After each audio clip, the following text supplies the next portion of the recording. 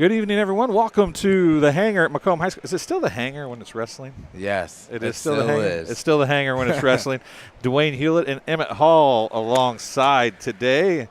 I thought Kurt was going to be here, and you're taking his place today. Yeah, Steve reached out to me and said, you know, with you being alumni of wrestling, I'd love for you to get out there and, you know, come and do a live broadcast. And, you know, I was super excited for the opportunity. This program and this sport has done so much for me. So it was really nice to be able to come in here and be able to, you know, talk with you. Well, Steve, having a little problems getting going with the audio here. The music came on super loud, and then the microphone wasn't loud enough, so he had to walk over and work on that. So we have Mercer County, Tremont, and Macomb, of course, here tonight as we get ready to go with the announcements. So Mercer County, it surprised me a little. They only have 9 wrestlers. Yeah, I mean, when I was in school, it was a Lido, and then my senior year it started to transition into Mercer County. They've always had a phenomenal wrestling program, strong kids. You know, you knew when you were wrestling them that you were going to have a match. Every single opponent was going to be a tough match. So to see them with 9 it's kind of shocking. We are doing a national anthem, so give us just a second.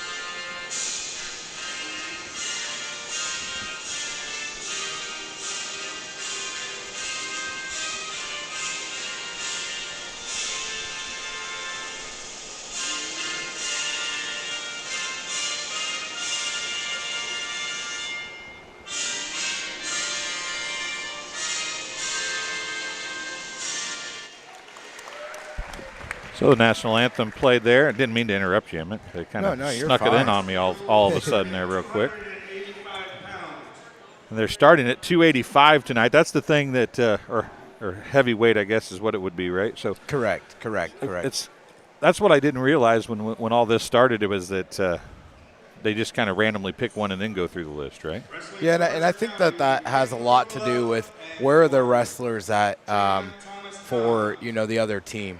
You know, if they have all their wrestlers at a higher weight class, they're more likely going to start there, and then they can kind of finish the night with giving those buys away. So it is going to be junior or JV on the black mat. Varsity is going to be on the orange mat, for lack of a better term, I guess. It's got a black center, but it is the orange circle. So actually, they've got 3 JV matches is all we have tonight, and then everything is going to be on one mat. So yeah, when I spoke with Steve, he said they were going to go on 2 mats, and then they were going to kind of bump it down to 1 mat. Yeah, that's they did junior high and JV on the last week when we did one on the black mat, and then they moved varsity and they were going back and forth. So the third duel went really quickly. Mercer County only having 9 wrestlers tonight kind of speeds things up a little bit. Yeah, and that's kind of mind-blowing because like I said earlier, you know, Mercer County was really that school of wrestling. Their big things were wrestling and football. Yeah, they wrestled a ton, right? Yeah. I mean, they played football. So now they do have the red and – now last week they weren't using the red and green straps. This week they are using them. Macomb maybe not, I guess, as we're ready to go with varsity or the heavyweights, and I guess they're going to wait on the JV a little bit here. Because I'm going to help Grant for just a second. If you see what's going on at all, Emmett, just hop in there if you see a move or you see something they should be doing or might try to do. Yeah, I mean, I think right here in this match, I mean, they're trying to work on you know, getting that collar tie. You know, oh, he's got 2 on that.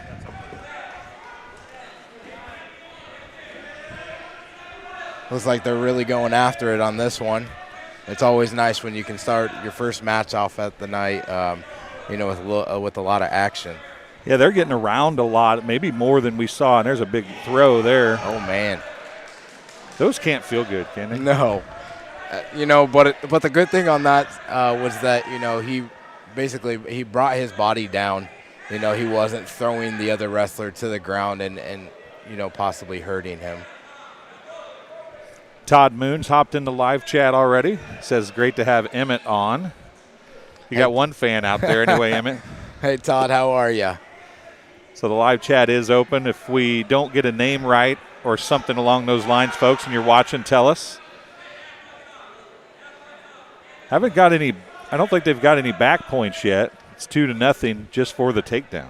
Yeah, no back points, but I mean, if he could jump on the other side and really put that half in. Oh, are we gonna have a reversal?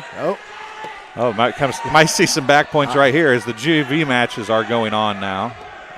So we'll let you folks see those up in the upper right-hand corner. If he could jump over and put a half in, he could secure that pin. Now, I did give him 3 back points there, didn't he? Yes, he did. So to get those 3 back points, he needed to have a 4 near fall count. So the JV match is still going on. A little break there, so we'll let you see the JV match a little bit.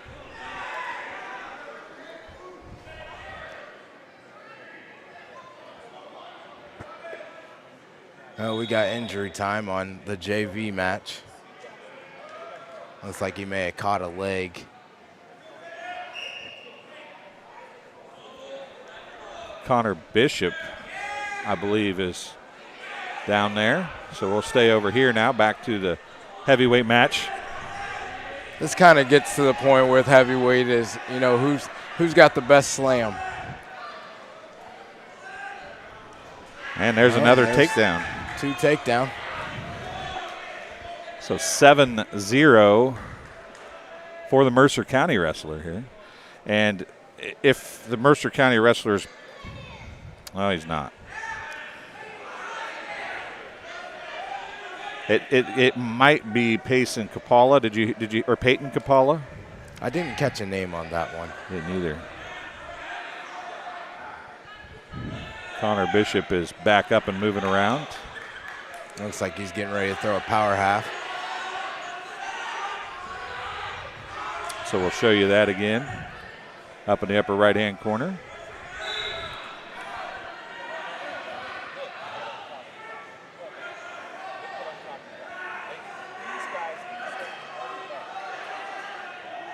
So over here on the orange mat with the varsity of Mercer County and Tremont, we got it 9-0, 40 seconds left.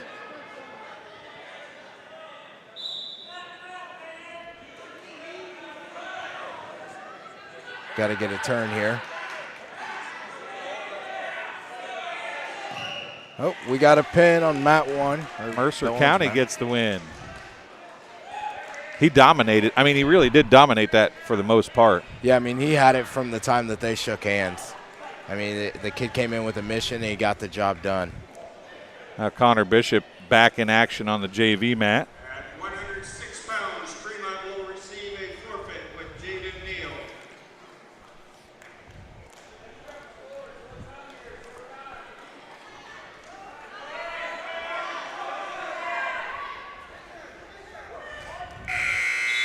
Cut this And out of that double leg. Got it just a little late, didn't he? Yes, he did.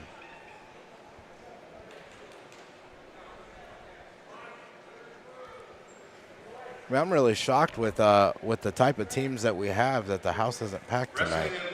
That's pretty small crowd tonight. I mean, it is still early. Yeah.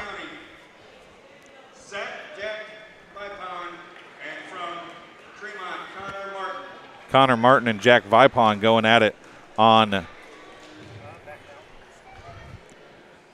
now on the varsity match. Lock it down.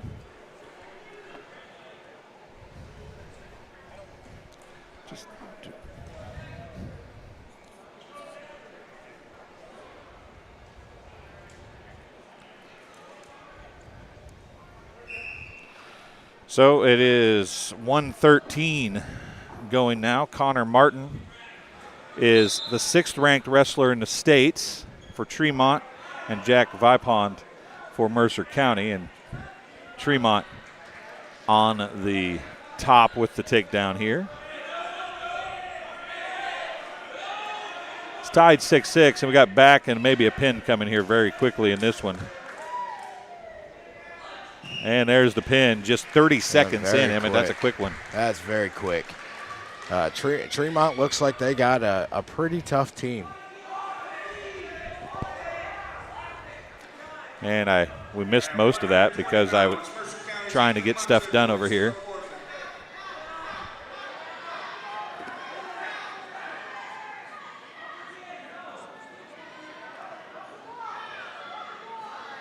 Over here, Connor Bishop for Macomb. He's working on, getting some hand control and trying to get out. You got to get those legs out and stand up and kind of escape.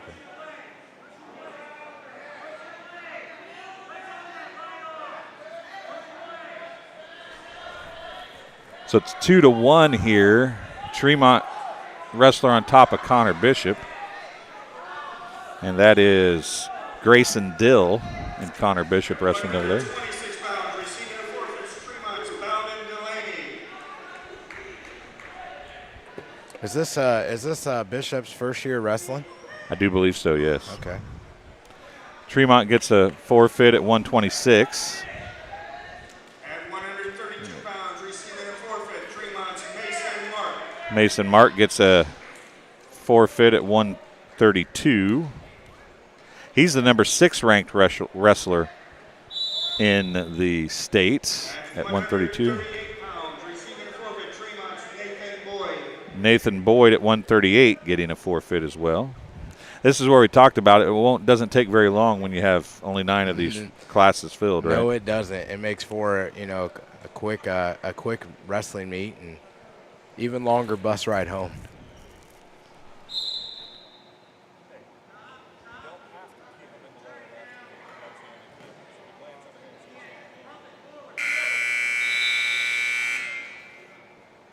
Very quick little start and a stop right there in the JV match. And now here's another forfeit, the 138 forfeit. Wrestling at 145 pounds for Mercer County, Zeke Arnold. And for Tremont, Logan Poisal, and from Tremont, Zeke Arnold getting ready to go here for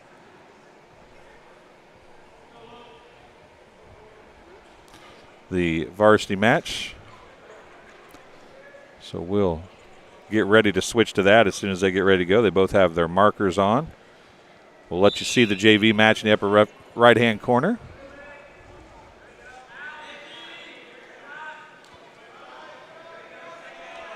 So again, Tremont and Mercer County wrestling in the first duel. Macomb will be with Mercer County in the second duel. It looks like between Tremont and Mercer County, it's gonna be a high-paced wrestling match.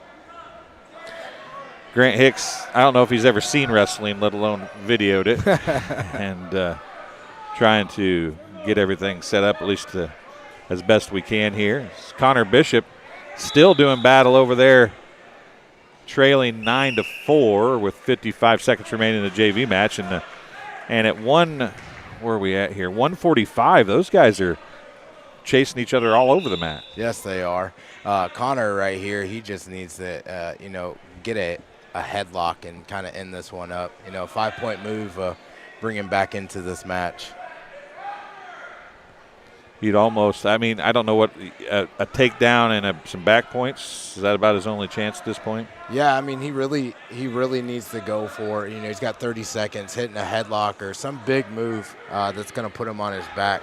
That's the only way he's going to get back in this match. And he just got taken down to give up 2 more points. It's 11-4 on Connor Bishop. Meanwhile, on the other side, it's 4-1 Mercer County, as he's got a takedown there. And I'm liking the early stall call. That means the officials wanting to see these guys wrestle. And pretty close to an escape there, but he grabbed a foot to save it, and he got away just as the period ended. So that'll make it 4-2 at the end of that period for the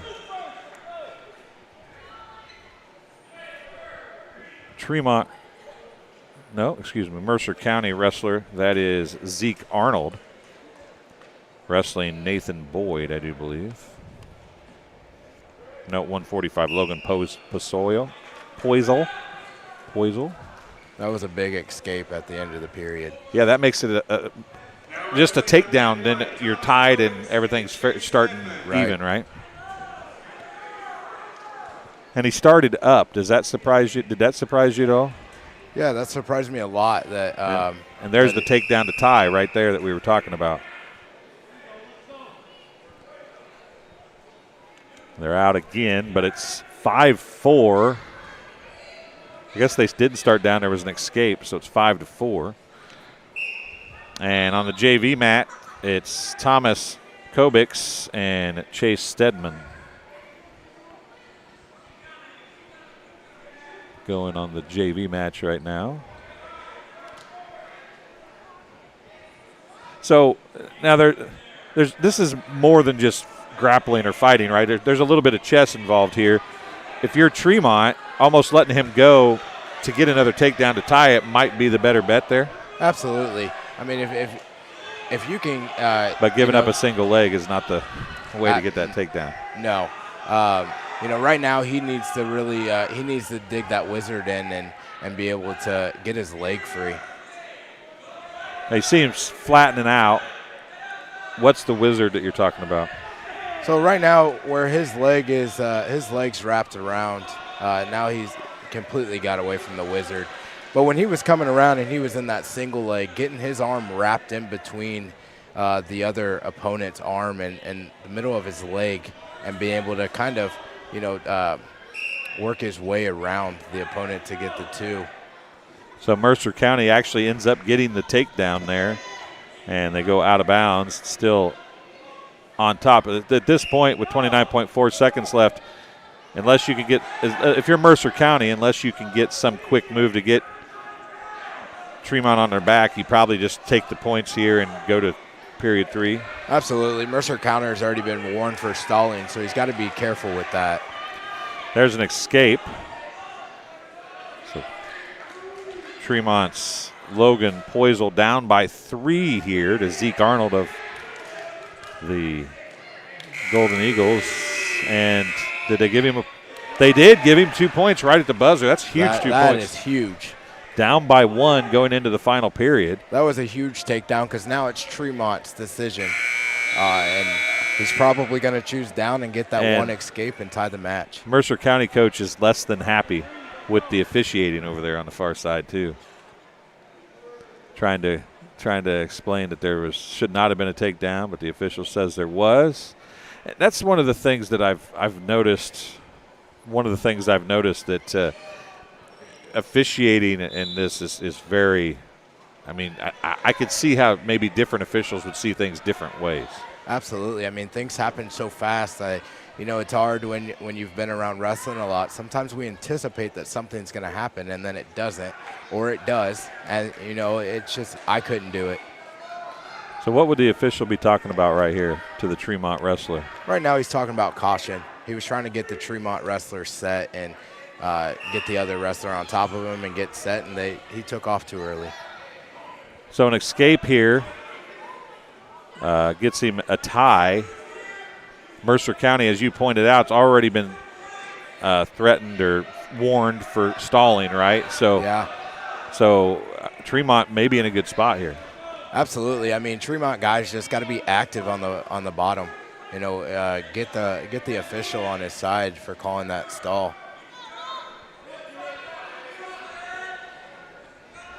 tied up. That's got the legs locked here, does the Mercer County wrestler. Now he's reaching back and pulling on that leg, trying to keep him from having any use of that leg, right? Yeah, I mean, when you're flattened out like that, you really just don't have anything, you know. So right now he needs to build up his base. He's got to get his legs underneath him. It looks like he hit both of them with a stall. Okay, he's changing that now. So he hit Red with the stall there? Yeah, he hit Tremont with stalling. I'm not real sure how the bottom guy could get, when he's behind, how you'd give him a stalling penalty. But I think it's just more so if that bottom guy's starting to prevent the top guy from doing some work and making moves. You know, he wants to see them actively wrestling.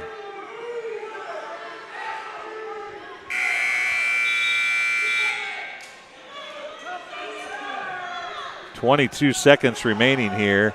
It's 9-7. So an escape really doesn't. He has to do a reversal here to do any good. Yes, he does, and he's only got 10 seconds to do it. Doesn't look real promising for Tremont. Zeke Arnold, I do believe, is going to get the win here, although Poisel is standing up, but he's going to run out of time. And it's going to be a 9-7 win for Zeke Arnold of Mercer County, and that was actually a pretty good match. That was a really good match. A lot of action. Now wrestling at 152 pounds for Mercer County, Eli Burns, and for Tremont, Eli Stuber. A couple Eli's wrestling in this one. Eli Stuber for Tremont and Eli Burns for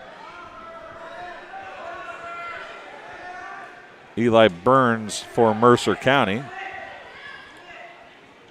We're getting ready to go here. Tremont leading the JV match 15-4 now. Getting close. It is 1 minute to go, so it probably won't happen, but the technical fall could happen. The points fall, right, at 15? Yes, and, so and 19-4. He's up by 11 right now, so he really needs a turn here. Down to 45 seconds in that JV match, though.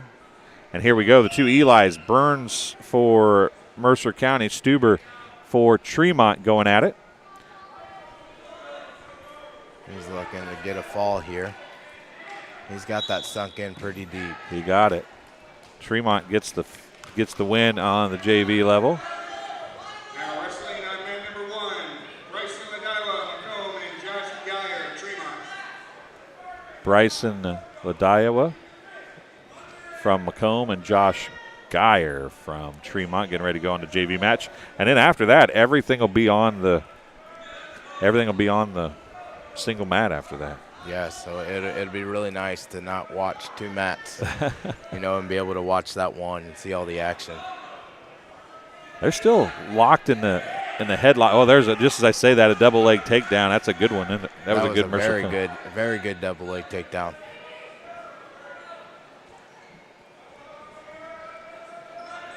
This Mercer County Tremont, I mean, it's lopsided because of the forfeits, but you take the forfeits out, this is a very good match. It is. Right now he's working a tilt. He's getting some back points.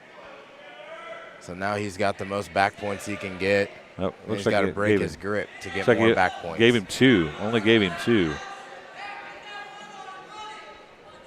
So he is up 4-0 here. Is Burns over Stuber. So it's, remind me because Kurt was telling me, but you have to swing 3 times to get 2 points and 5 times to get 3 points? Correct. That is correct. Is there any such thing as 1 point for back points? No. So you have to go at least 3 to get to 2, right? Yes. Okay. So you don't go like 1 swing to get 1 and 3 swings to get 2. No. Okay. Now we're back to action here on the JV mat as well. Third period.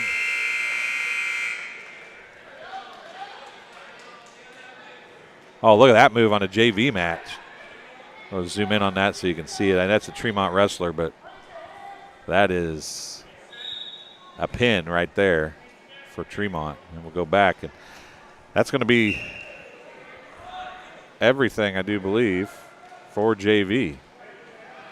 And Macomb's just going to do a whole lot of hurrying up and waiting now, right? Yes, they are. But I think Mercer County's, it looks like they maybe only have 2 more matches left on this night. 4. Okay. They brought 9, and this is match 5. So, because we're at 152 right now. They've got a 160, a 170, a 182, and then a heavyweight. But they already did a heavyweight, so you're right. Never mind. Forget I said anything. I forgot we started there. And there's some more back points for Mercer County. That's going to be a pin if he's not careful. Stuber doing the best he can to try to get that bridge going, but it's not working real well. Burns gets the pin with 1:13 to go in the second period, so 2:57, right? Yes, it is. Wrestling at 160 pounds from Mercer County, Dalen Easterbrook, and from Tremont, Apollo Gardner. Easterbrook for Mercer County and Apollo Gardner for Tremont. And you actually are even more right, because if they don't wrestle a 170, Tremont doesn't have a 170 against Macomb later, so that'll be a forfeit for Mercer County there. Yes, it will. So right now, once again, Dalen Easterbrook and Apollo Gardner going at it now.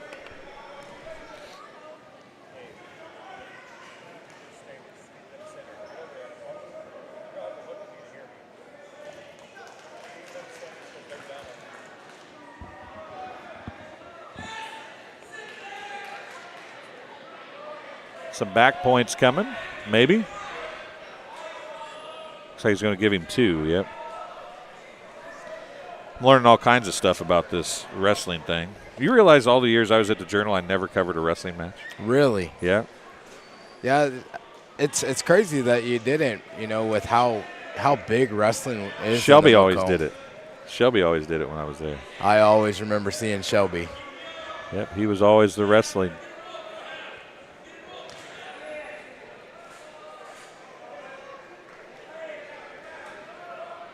Mercer County gets a pin here and then gets the forfeit. This will be a match. They got a very good chance to win this dual meet. They're going to have to. The problem is well, let me look here. There's only one more match. You were right, because they forfeit at 195. And they both forfeit at 220. 170 is a forfeit, so 182 could be really big. I think they're going to get a pin here. And they do. Easterbrook gets the pin for Mercer County, and this thing got a whole lot closer all of a sudden, didn't it? Yes, it did. Mercer County's only down by 4.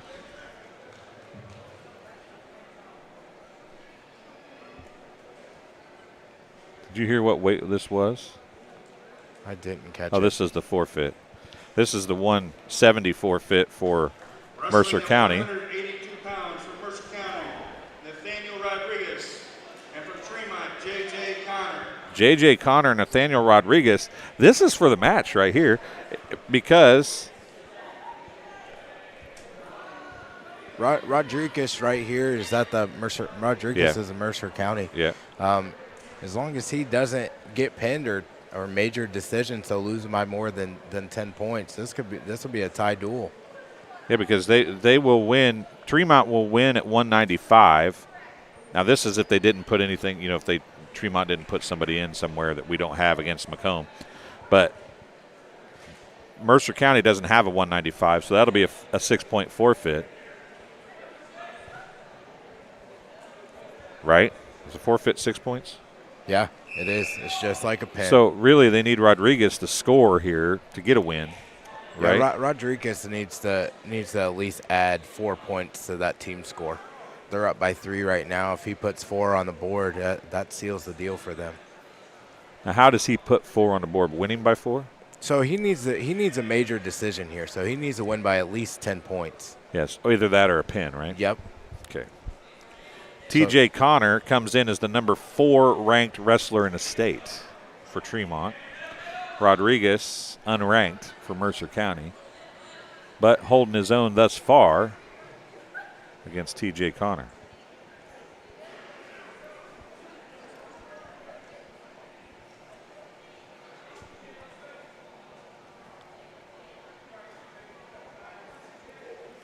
Now, two officials on the mat, as you can see now, because we only have one mat going. What one official does one thing and one official does another? How's that work? Do you know? I think they kind of, confine in one another. They want to make sure that they're getting the correct call made, and one official may not see what the other one does.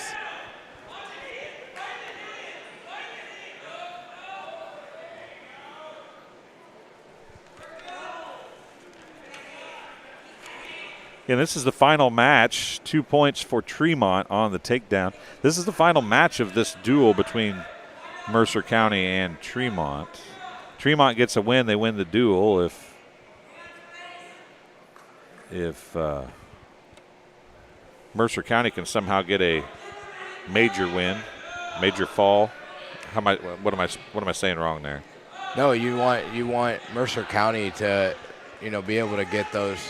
They need at least 4 points to win this match. Which means it has to be a pin or a 10-point win, right? Correct. I mean, he could even win by tech fall, but 15 points on the board, that's a tall task. It's 2-0 here after period number 1 as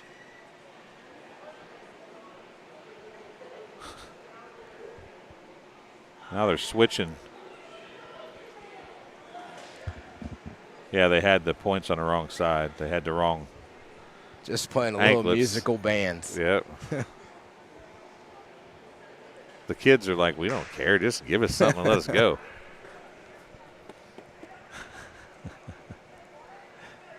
Now, here's my question if you're an official. I know they change every time, right? But do they actually look at that anklet? Because they must look at the anklet. So now he's watched that wrestler wrestle with green on all that time.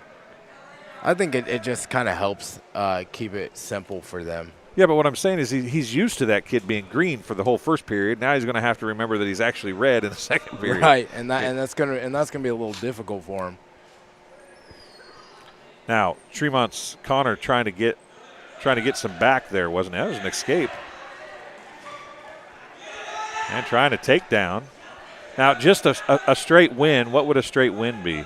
It'd be 3 points. So with that forfeit, it would be the a next tie, match, right? it's gonna be a tie. So now it's gonna come down to criteria.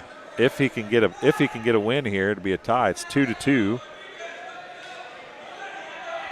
They say that was a reversal instead of an escape. But now they're going to get another reversal back then, so it's 4-2.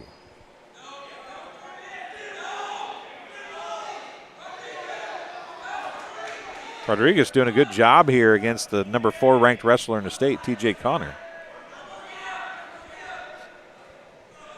Ethan Ladd is ranked 5th at 220. You're going to see him wrestle against Tremont at the heavyweight weight tonight. He will wrestle at 220 and take the forfeit again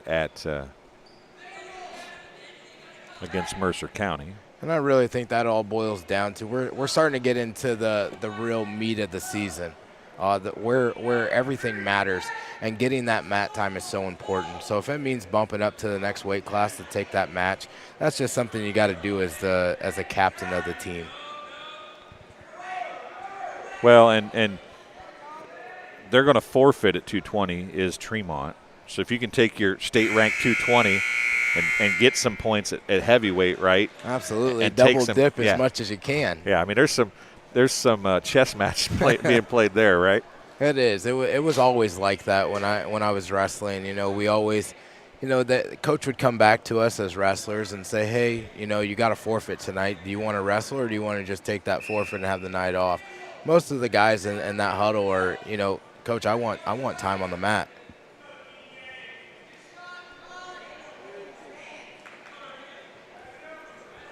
Period 3 underway. It's 4-1. They called an escape. They did not call a reversal, so they took a point away from Mercer County. So Connor leads 4-1 as he got the initial takedown, then gave up an escape but got another takedown. So That's how we've got to 4-1. Ooh. About took the official out. He's going for a little ankle pick there.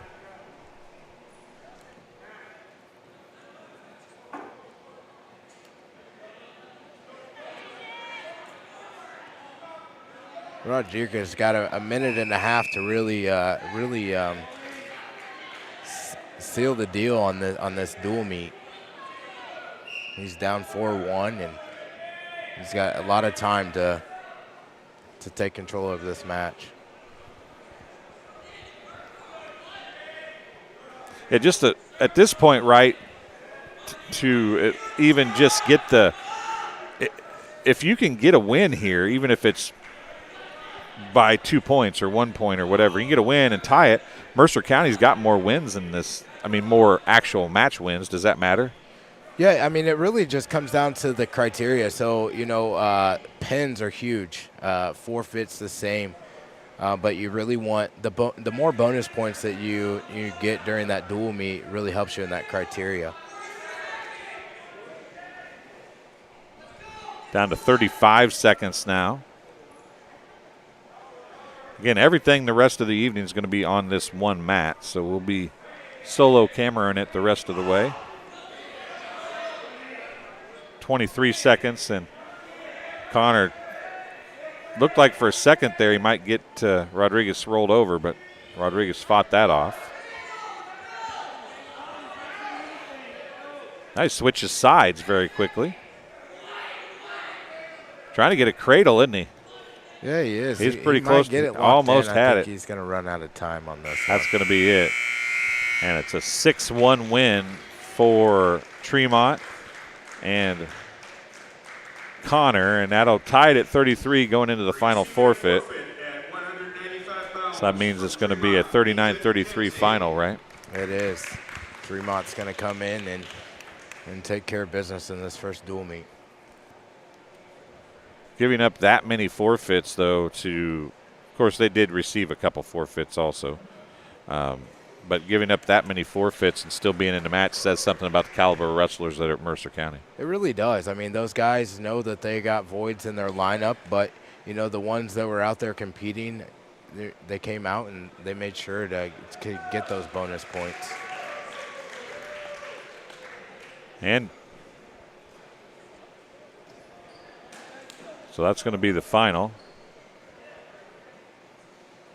We will take a 5-minute break. So apparently, as we actually looked at it down the stretch, there was not. They did put a wrestler in at 220 to get a forfeit too. So it ends up being 45-33. But so all that talking we did there didn't really, in the end, wouldn't have mattered. It didn't. It didn't. Would not have mattered. So, well, you're watching TSSR Game Time Live presented by MDH. We're going to take a break. They're going to take a 5-minute break. We'll take a couple-minute break as well. And we'll be back here in just a few minutes with Mercer County against Macomb in the duel. That'll be the first one for Macomb, and then they'll wrestle Tremont a little bit later. We'll be right back in just a few minutes. All right, welcome back. We're here now with Wanda Foster, the Vice President of Nursing and Clinical Administration. Is that correct? That's correct, yes. Well, what we're going to talk about today is some of the opportunities that are available at MDH for students, whether they be high school students, Spoon River College students, or Western students.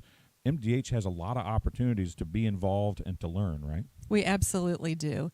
And we look so forward to having students here. We are a clinical site for Western Illinois University and their bachelor's program for nursing, as well as for Spoon River College nursing students and others that are doing some independent study. We welcome students, and we also encourage high school students. If you would like to learn more about nursing, we would love to meet with you.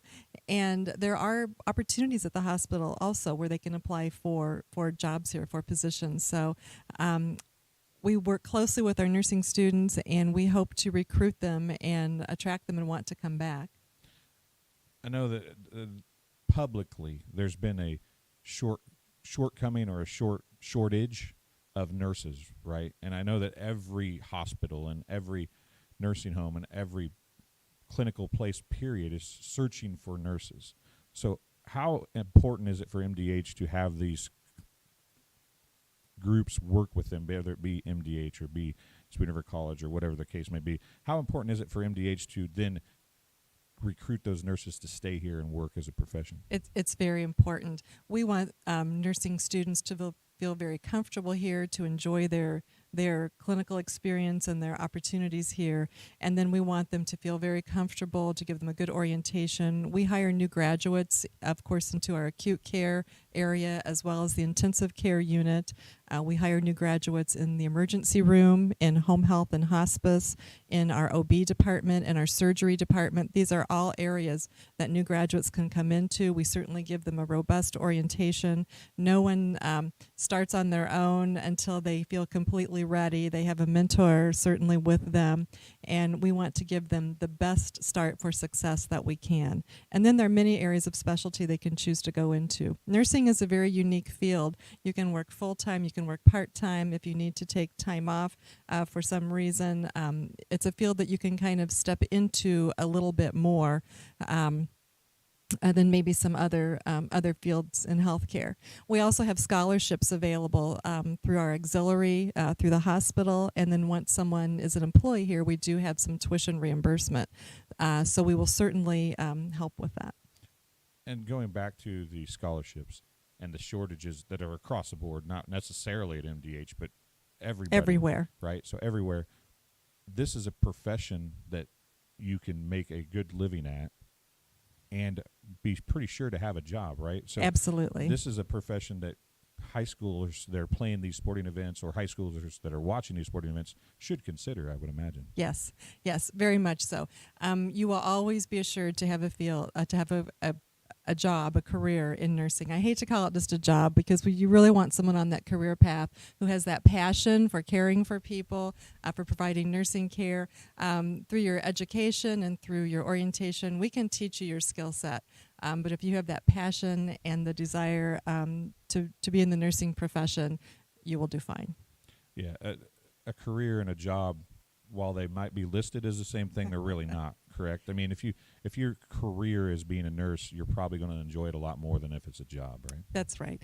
And you don't go into it first and foremost for the money. You go into it because that's what you want to do with your life, and the money certainly will follow. Yeah, and that goes for anything probably, yes. But the nice thing is right now, whether the money's good or bad, there's always going to be a job. There will. If you can get through the schooling and you can learn to love what you're doing, there's always going to be a job for you, right? And it's not something for high school graduates exclusively. We have many people who have made changes midlife. We have people who have retired from their career in one thing and have chosen to go into nursing. So it's open for any age, and we certainly welcome that. And you mentioned there's different areas of expertise for nurses. People think of that for doctors, but it's really that same way for nurses, right? I mean, you can be a surgical nurse and really become a great surgical nurse, or you can become a great ICU nurse, or you can do all those things. Yes. But if you really want to focus on something, or be at OB, which you guys have a great OB department here, if that's what you want your focus to be and you really love working with expected and new mothers and young babies, you can do that, right? You can do that. We also have positions in our MDH physician clinic practices as well. And if you are in nursing and you can choose to specialize in a certain department, you can choose to go on and be a director or a clinical. I went through MDH when we were trying to get pregnant. We were struggling the first year, and then when we got pregnant, I stayed at MDH and through labor and now for pediatrics. My experience was nothing short of phenomenal. I was met with amazing staff members who helped me through concerns that I had when she was first born, helping me learn how to be a new mom. It was really reassuring and comforting knowing that I had so much support and kindness around me. My entire pregnancy at MDH was amazing. All right, welcome back here as we are correct. We are back from Mercer County, Macomb now. And I'd tell you where we're going to start, but I don't know where we're going to start. How do they decide that? They flip something, draw? I think most of the time the coaches usually flip a coin. Do they? I want to start here. We'll flip a coin and see which one they start. You know, most of the time when we did do like duels and stuff, if you go to a bigger duel, they usually say we're starting at 182 for this round, and then the next one they'll go up a weight. 106 pounds.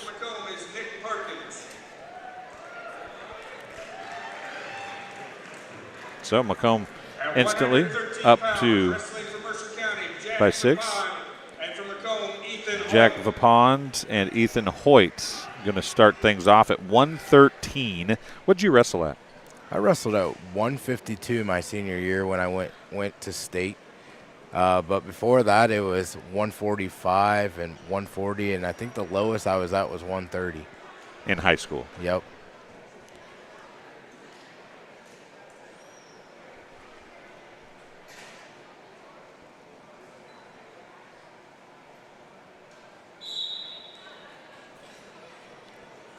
So we're underway here. Ethan Hoyt in the gray, and Jack Vipond in the black, Mercer County and Macomb. Hoyt's got him pretty heavy on that on his heels. I mean, he's got an ankle pick. He's got a single leg to go.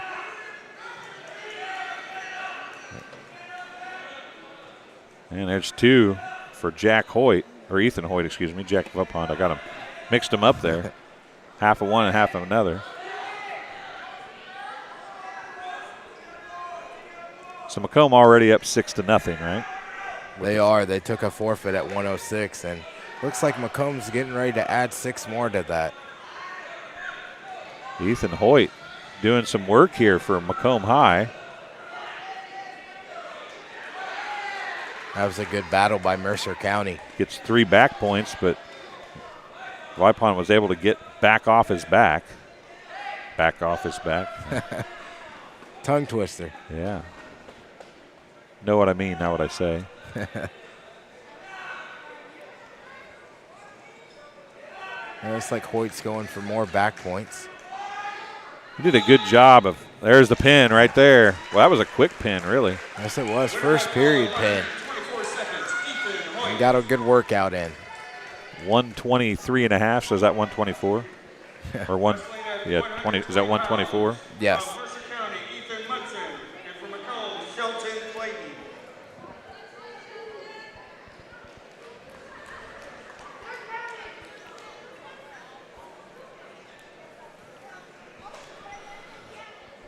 This is going to be Ethan Munson, who's ranked 6th in the state for Mercer County in the black, and Shelton Clayton for Macomb.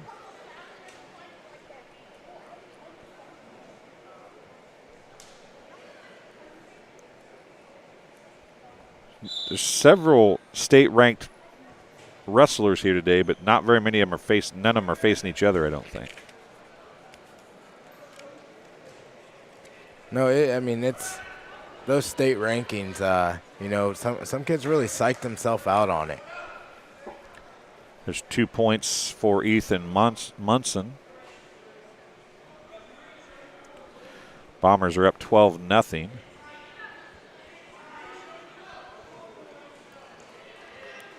That's a really tight hold. And a pin. Ball in 35 seconds. Mercer County's Ethan Munson. So it makes it 12-6, right? Yes, it does. Receiving the forfeit at 126 pounds, Macomb Charlie Hernandez. Charlie Hernandez getting the forfeit. Makes it 18-6. Cohen Green's going to get a forfeit.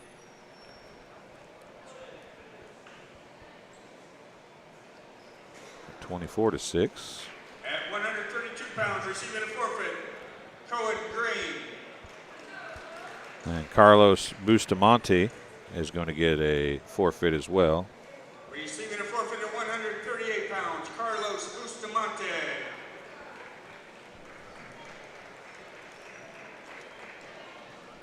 What's the point of making them come out on the floor?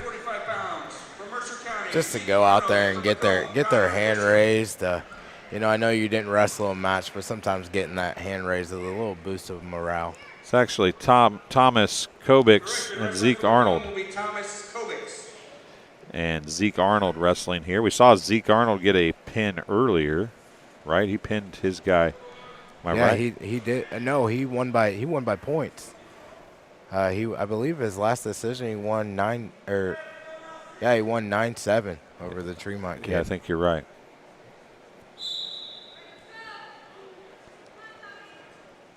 So both of these guys have wrestled. Because didn't Kobix wrestle JV?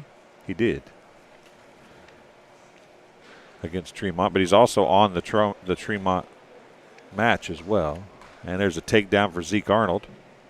He'll get the first two.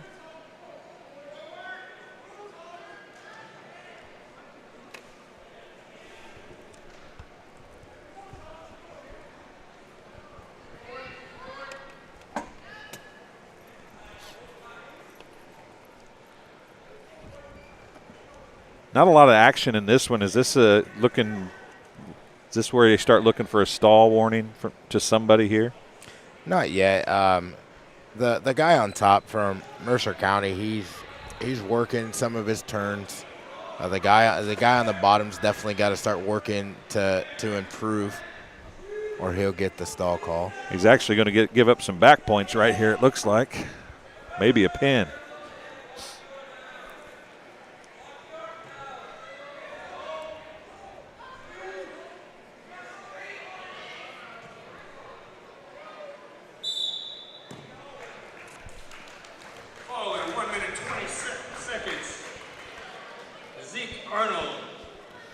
Zeke Arnold gets the points there, makes it 30-12. It's kind of looking like it's shaping up to how Tremont and Mercer County was going. From Mercer County, Eli Burns, and from Macomb, Elliott Parkins. Elliott Parkins and from Macomb, and Eli Burns for Mercer County.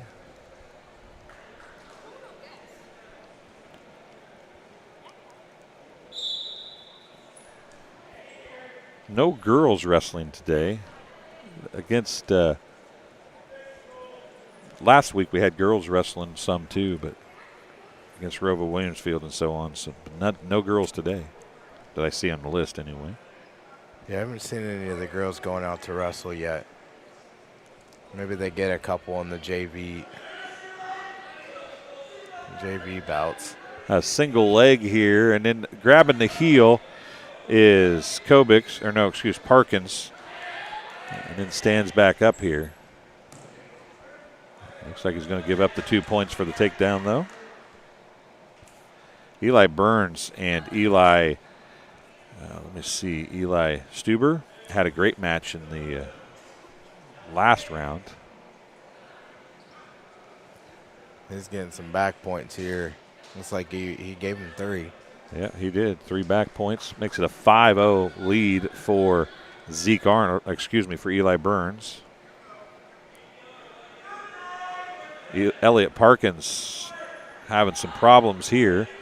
But really, this is the same thing when we saw against Canton. And this is bad position now.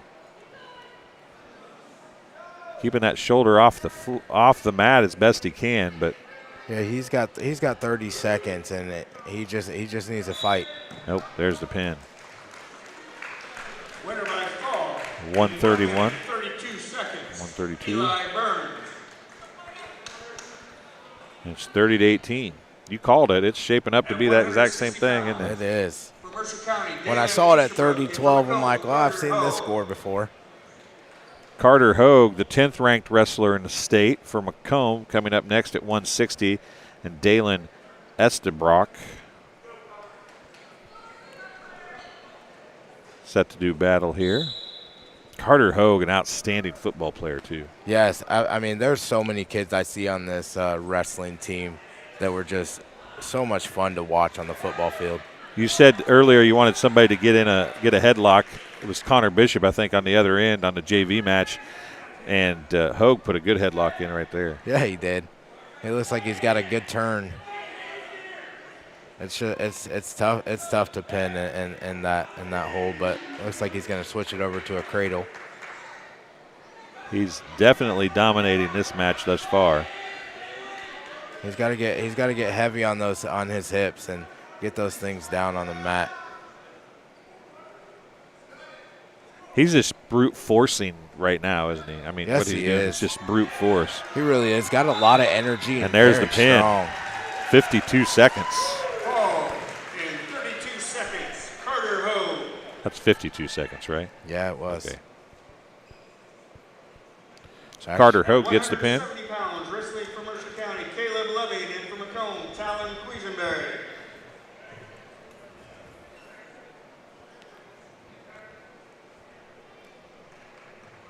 I got Hector.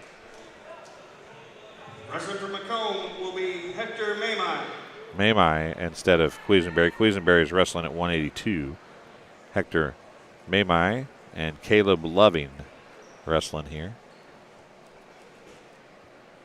So right now, this match is, I mean, as far as team matches, this is over because Macomb scored as many points right now as Mercer County can score, and Macomb's got 2 forfeits coming their way yet. Yeah, this right now is just, getting that mat time. I mean, the score's really out there. There's no way they can catch up. Yeah, because they have forfeits at 195 and 220 does Mercer County. So we only have 3 matches left here in this duel.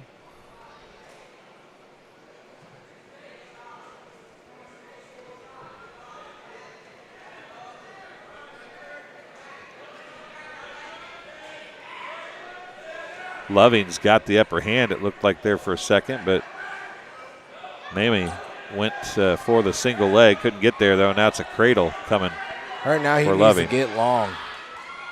He's tied up, though, isn't he? Yes, he is. He's in a tough tie right now. And a whole minute pretty much to go here, 55 seconds. And there's the pin. Minute and 9 seconds. 1 minute and 9 seconds. Caleb Loving gets the win. Everything's been fall thus far. Yeah, I mean, the last point match I seen was the Tremont Mercer County, and that was a good one. So this is going to be Nathaniel Rodriguez and Talon Quisenberry.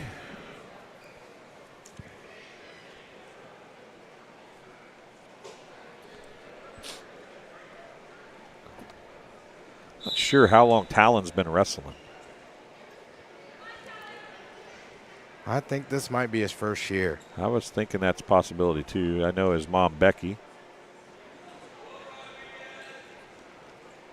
I officiated with his dad. I took pictures of their wedding.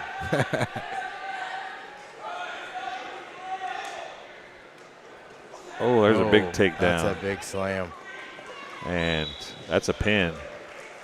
Quisenberry has got the wind knocked out of him, I think. Coach Weston's going to go over to the table and have a discussion with the ref about that. 30 seconds, 29 seconds, is that what it was?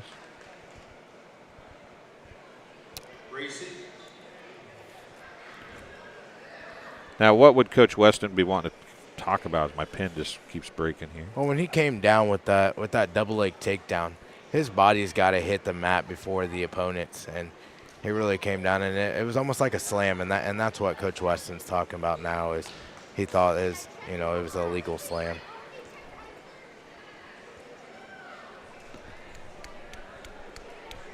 Show them.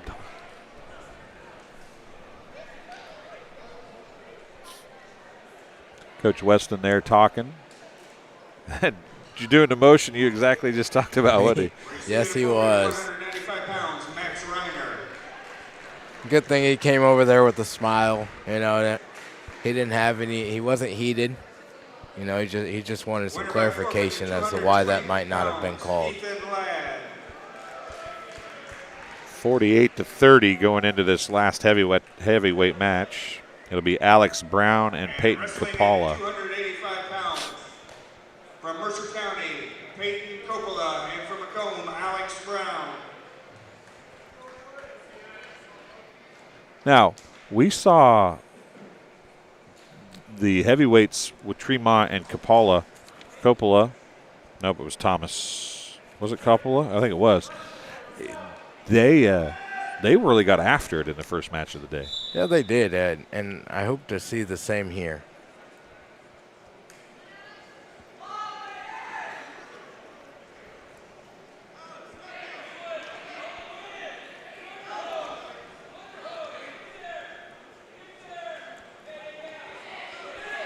You know, heavyweight can really wake up the gym.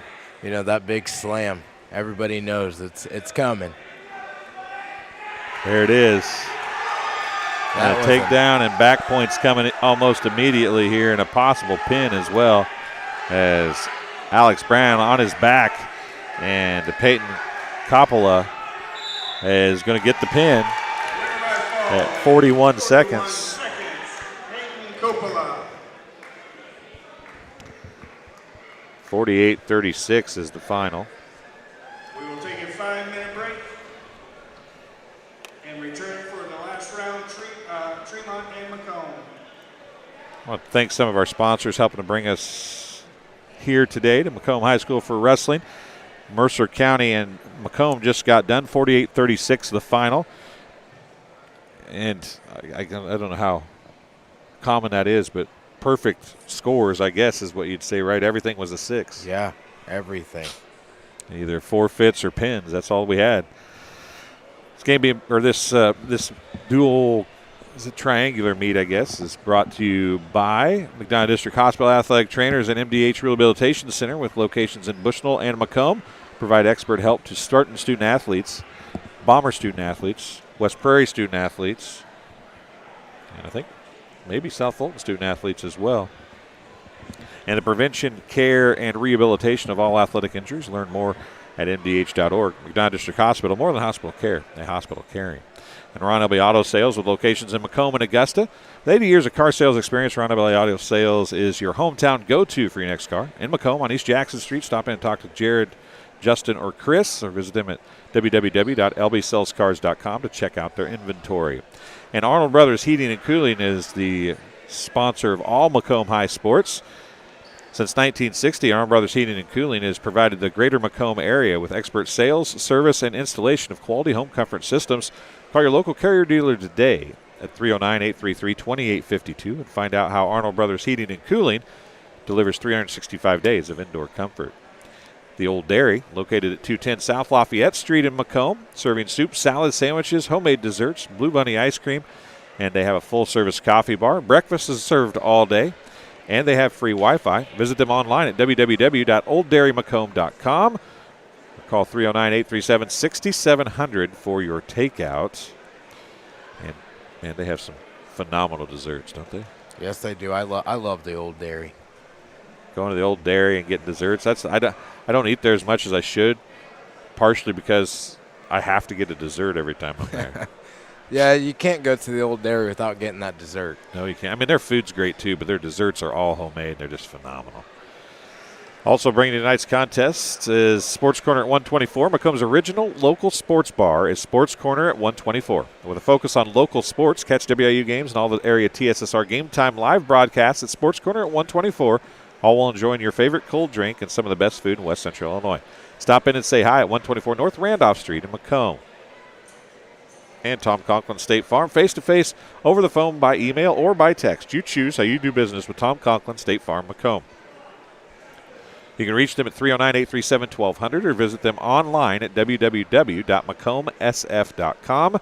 Better yet, stop in and get your quote today at 1221 West Jackson Street in Macomb. The Community News Brief for all your local news. Subscribe to the Community News Brief weekly edition, mailed directly to your home every Friday.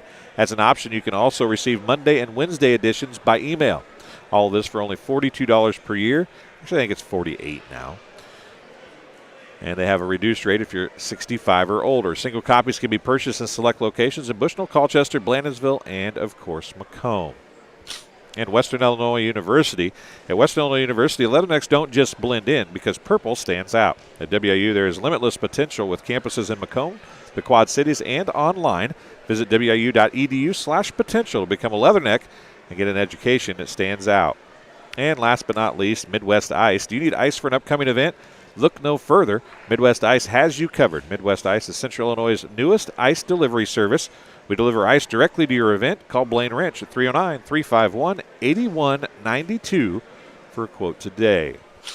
So here's the question. You when basketball teams have to play 2 games in a row, or volleyball teams play 2 games in a row, or they play 2 games in a day, or whatever the case may be, is there an advantage to being the first and third so you get to rest that extra time? Is there advantage being second and third or first and second so you're still warm from your last match? I mean, wrestling in itself, I mean, you got 6 minutes of madness. All of it. It doesn't matter if you wrestle first or you wrestle last. Every match takes a toll on your body. So if you have to wrestle 2 people in a match. So when you were wrestling, if you're home, obviously Macomb when they're home is always second and third. Right. But when you're on the road, would you rather be first and third, first and second, or second? I'd rather be first and third. Kind of give yourself a little cool down before going into the next dual meet. And they have to give them 30 minutes. Is that right? There has to be 30 minutes in between. Yes, there does. I think Mercer County, with how many they had, in their drive, they just wanted to be able to just get in and out. Yeah, they've got a bit of Tremont's got a longer drive than them, though, don't they? Or not? Yeah. Would Tremont be closer? I think Tremont's over there by – isn't Tremont over by the Peoria area? I do believe it is. Of course, I guess from here it's really not that much different, probably. Probably not. I don't know. I guess I could pull my phone out on the wonderful apps that we have today and find out, couldn't we? Should we decide? Let's just figure it out real quick. Okay. We'll just decide. Well, who's farther? Aledo is 1 hour and 6 minutes, 58 miles. Tremont is 1 hour and 27 minutes. Tremont with just a little time. Is 72 miles, so it's 14 miles farther. I think when you got 9 wrestlers for Mercer County, you just want to get them in and get them out. Right. You're getting ready to see Macomb and Tremont go head to head, and they're pretty full for all their weight classes. Yeah, there's this one. We had 1, 2, 3, 4, 5, 6 forfeits in the last one. Macomb doesn't have any forfeits. They will get 3 forfeits from Tremont, though, in this one. Which, seeing how things have worked out, that might be the difference, right? It really will. I mean, Tremont with giving up 18 points. I mean, you got these guys that are filling these holes for all their matches. I mean, they really got to go out and get bonus points tonight.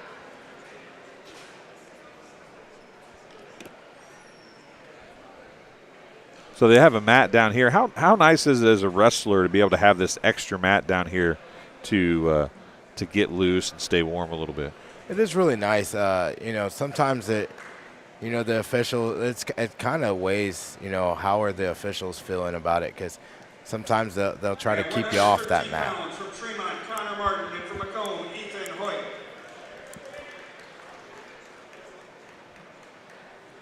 But it is nice to be able to roll around with one of your teammates or, get some extra work in.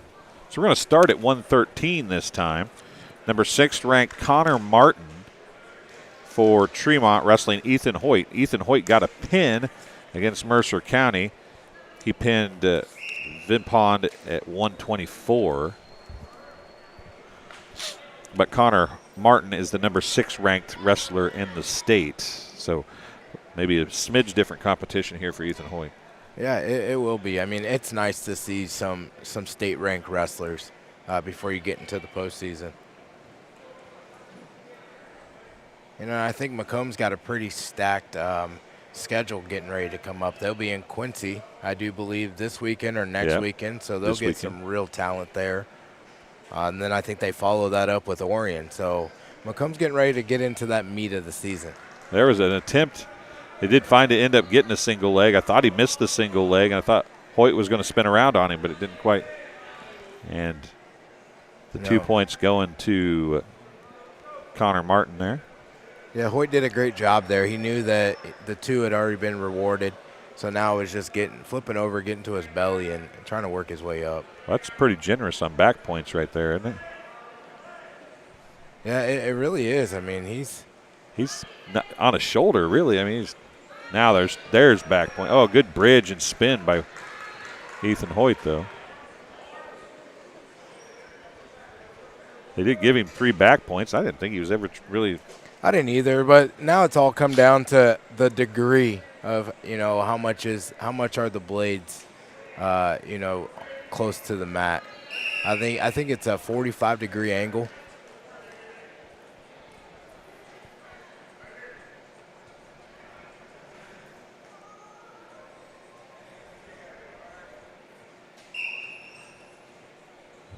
Hoyt tried to sit out of that, do a sit spin out of that.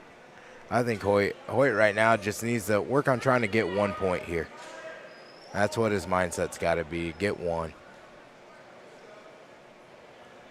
Well, he wanted to give him some back points there. He did.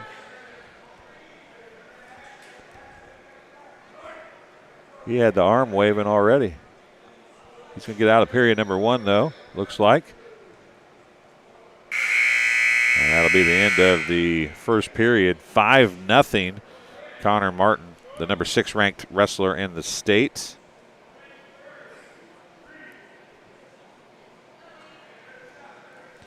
Their 120 wrestler is not wrestling tonight, but he's ranked 4th in the state. For Tremont? Yeah. Yeah, Tremont's got a good lineup. I hear us talking here, and they got a lot of state-ranked wrestlers. Right back to a single, then a double.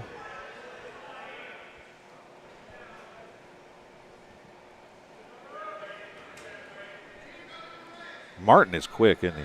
Yes, he is. I mean, he's going right to his turns really quick. It's easy to understand, and that's trouble. Might get out of the.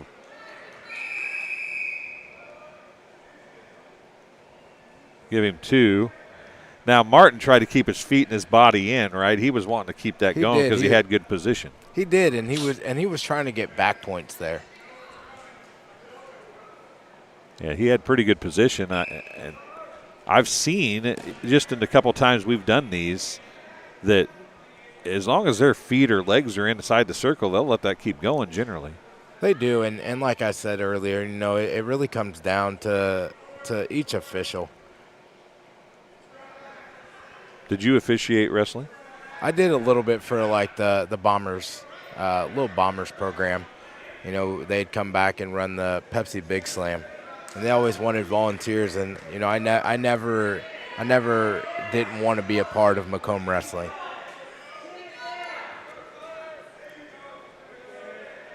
There's a pin. Ball, 3 minutes, 20 seconds. 3:20. Connor Martin.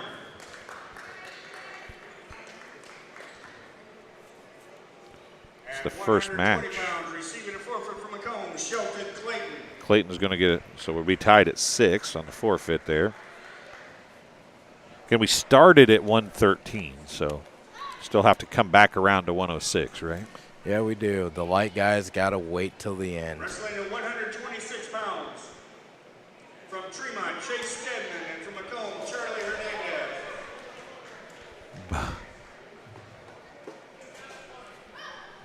Bowden Delaney is who I have on my list. Looks like there's a little confusion here. Clayton gets this. I've got Charlie Hernandez and Bowden Delaney. What are we doing here? Wrestling at 120 pounds, Peyton Murphy and Shelton Clayton. Peyton Murphy is wrestling.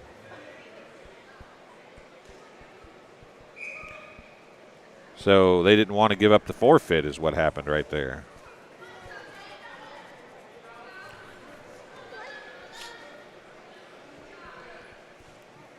So a takedown and then a point, right, for an escape? This is the number 4 ranked wrestler in the state. I think this is Peyton Murphy. Yeah, They told me they're 120, but they didn't think he was going to wrestle. Yeah, it looks like tonight he's coming out and kind of setting the mood.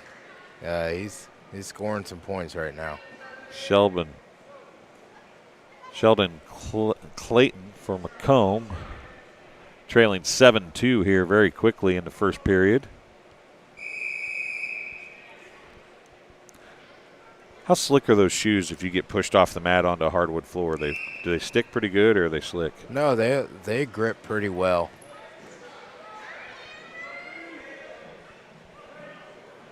Some more back points. Dangerously close to a fall here. There's 2 back points to go down to take down. It's 11-2. And he's pretty close to a pin now. There is the pin.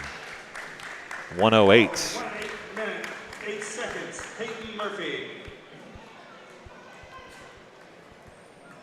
Fall for Peyton Murphy.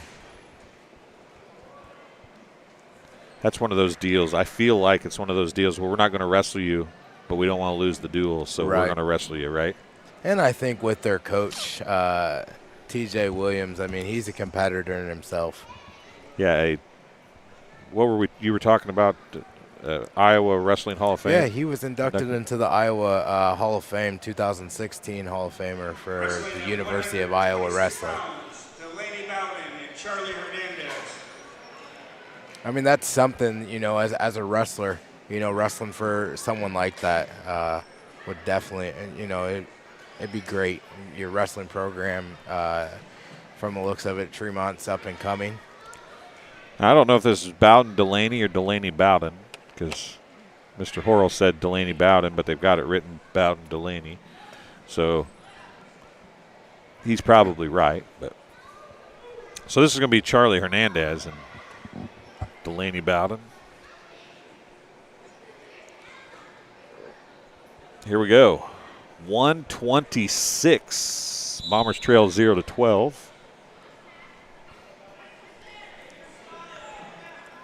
And that's the great thing about wrestling.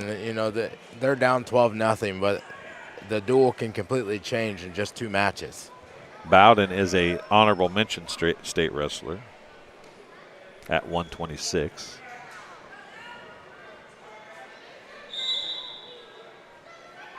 This is a little more like the action we saw at the start of the Tremont-Mercer County match. It is. It's nice to see some good action. And you got to commend, Coach Ladd for going out and getting that competition to really challenge his team throughout the season. 3-point stance there for Bowden Delaney.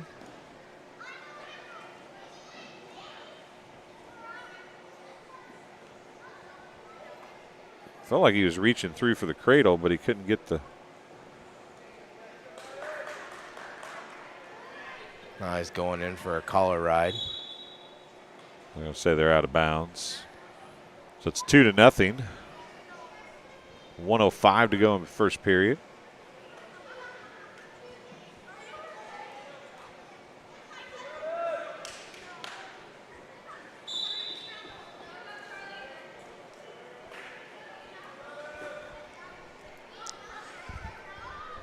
Charlie right now has got to build his base and get one here. He spun right into some back points right there, didn't he? Yes, he did. So there's 3 back points coming for the Tremont wrestler. Oh, that's a tight hold. It's like a chicken wing hold or something like that. Is there a name for that? Yeah, that's exactly what we call it. It's a chicken wing. More back points. Charlie's fighting pretty well. I know that hold's got to hurt. Well, his shoulders are flat on the ground. I don't know how that's not a pin. There's the pin. 151. 51 seconds. Delaney Bowden.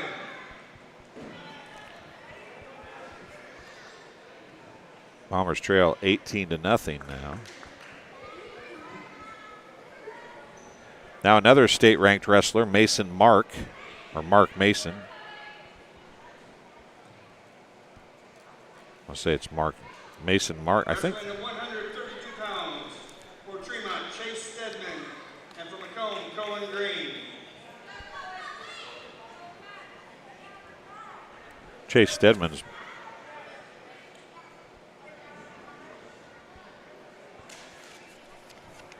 Huh, that's not what I have.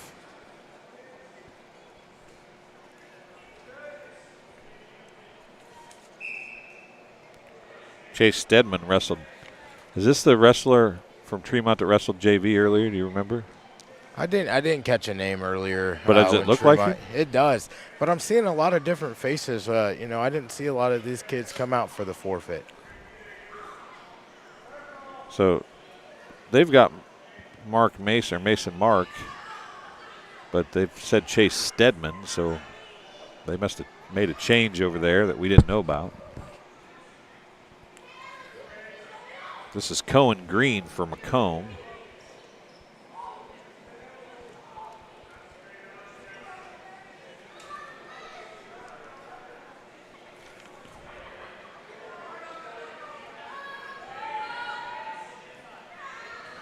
See, is that what they wrestled at over there? I didn't put a weight over there. I think it was 130. This is 132. So Yeah. Cohen Green gets a couple points there for a takedown. Trying to get Macomb's first points of the match here, or the duel. And did you say the Tremont kid was the state rank? No, not Chase Stedman. Okay. Mark Mason, or Mason Mark, is state ranked 6th, but they said this is Chase Stedman. No offense to Stedman here, but he's not wrestling like he's the 6th ranked wrestler in the Right, state. right. I mean, if you look back at what Delaney Bowden and then Peyton Murphy did, they don't look the same. No, they don't. Final 20 seconds of the first period here.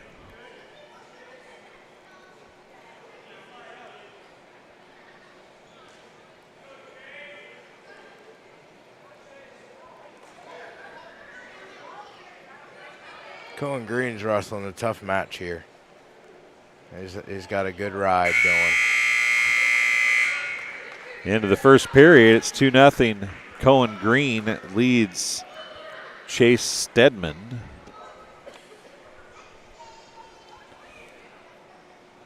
Of course, maybe for some reason Mark Mason couldn't wrestle. That's the reason why they went ahead and put Clayton Murphy in to race, excuse me, not to race, but to wrestle. Yeah, it's hard telling why some of these wrestlers may get pulled out from the lineup.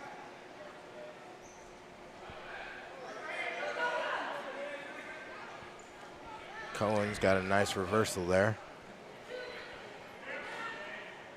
Yep. And it's like he's 4 grabbing points.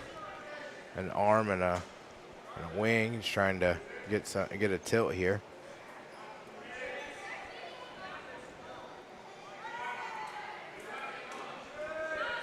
Now, he's pulling him to his side. That looks like that hold would be easier to push him over the other way. Well, he really wants to use his body, his weight to really pull him over just for a cheap tilt, just some cheap points.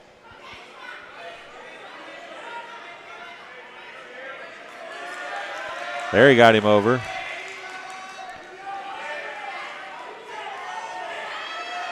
I was telling Kurt, that's got to be super hard on your neck. It really is. I mean, especially when you got a guy And there's the laying on pin. top of you. Cohen Green gets the pin. Oh, in 3 minutes, 9 seconds. 3 minutes and 9 seconds. You know, and that one match puts him right back in the duel. But yet again, we are at match number 4, and we have not yet had a decision. Everything's been falls. Right. Yeah, I'm ready to see some matches come down to the end. For Tremont, Mason Mark, and for Macomb, Carlos Bustamante. Mason Mark is running is at 138. So Nathan Boyd is the one that's gone.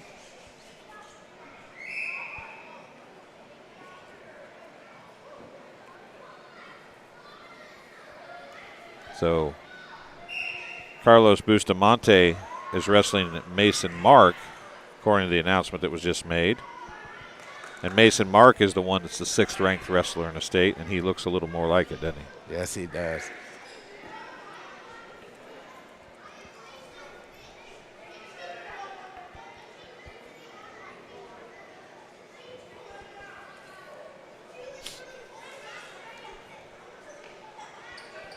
Using a leg there.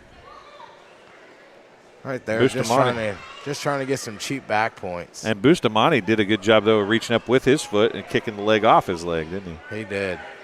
That's something you don't, at least I wouldn't expect to see a whole lot of.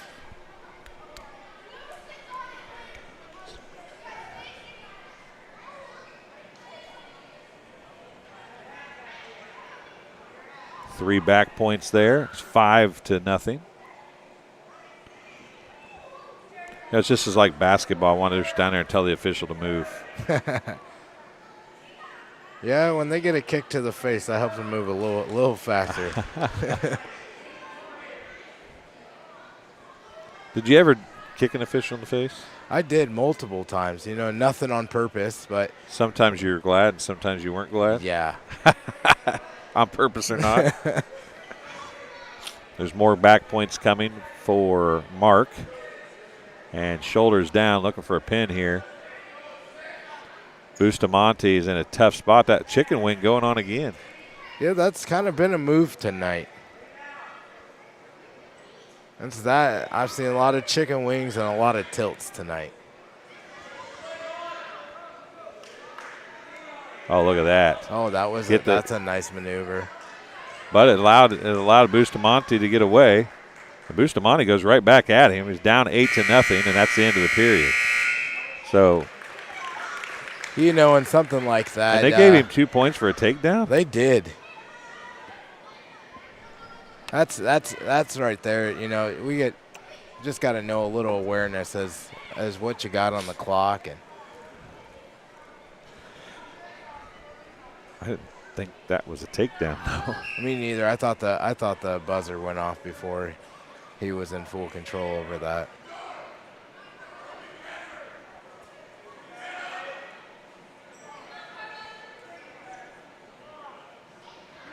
More back points.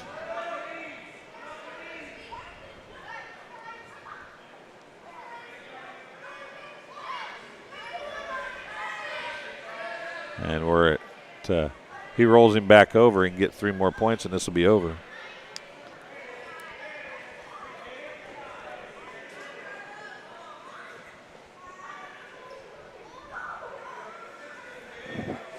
Right, if he gets 3 more back points. Yeah, if he gets 3 more back points here, the match will be over. He's up 13-1 right now.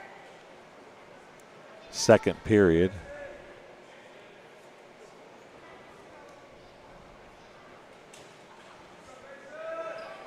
Bustamante hanging in, though. I mean, he's putting up a fight.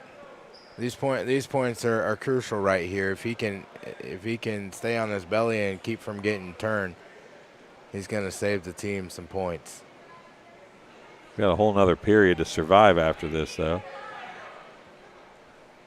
Mason Mark is looking at the official, waving his hand, saying he's stalling. He's holding. And this gave him the warning right there. Bustamante pretty much just holding on for dear life at this point. And he spins out. This is one of those matches, what do you do? Oh, that's a good takedown right there. And they're going to call the reversal. And then a reversal right back. And back points coming, and that's going to be it if he gets 3 back points here. Or a pin. There's the pin at 3:57. 3:58 they're calling it.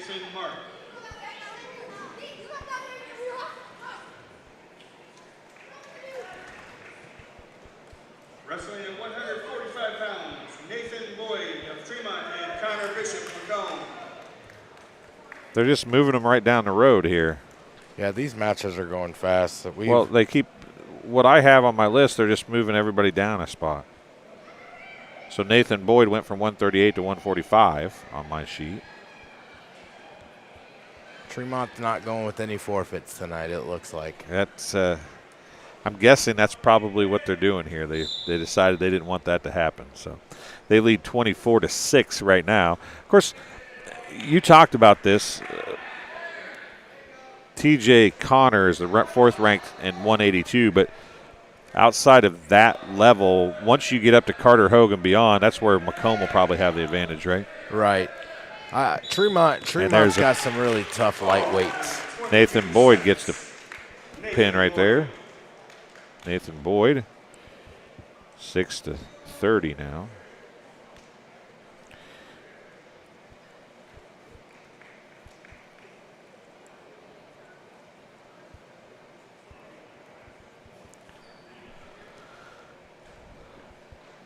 This is going to be 152 pounds for Tremont, Logan Poisel, and for Macomb, Elliott Parkins. Elliott Parkins is going to face Logan Poisel now.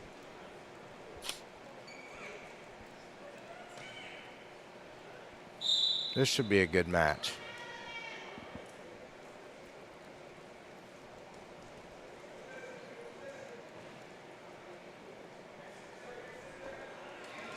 Elliott with a nice catch.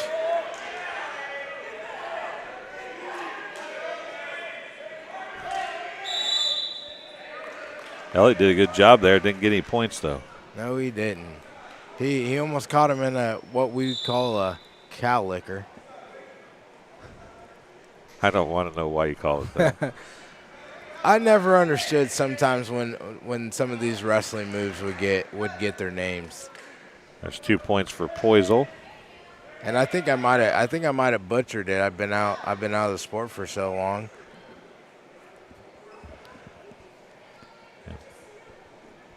Elliott lost his strap. And I actually did butcher that. We always caught that. You know, they'd shoot in and you'd catch him in that underhook.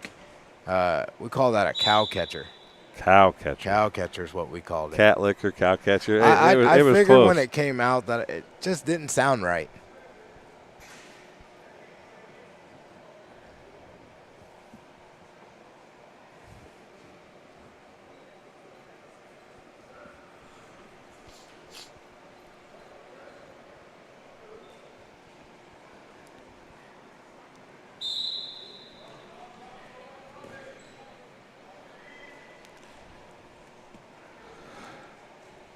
So after we get the strap back on, we're still in period one here. 45 seconds remaining. It's 2-0.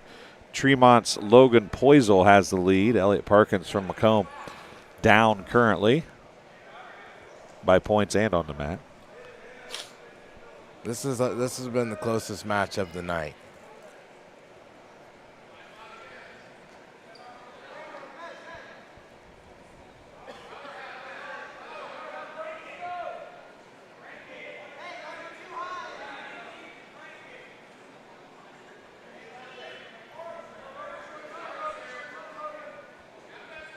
Neither wrestler are really doing much right here. There's along for the ride for the final 5 seconds here.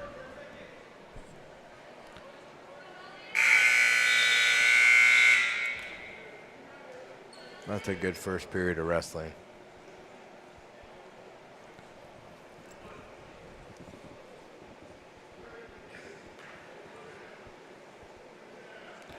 So deferring to the third period was Poisel. Elliott Parkins chose down. Yeah, Elliott really needs to work on getting an escape here. Really getting back to his match.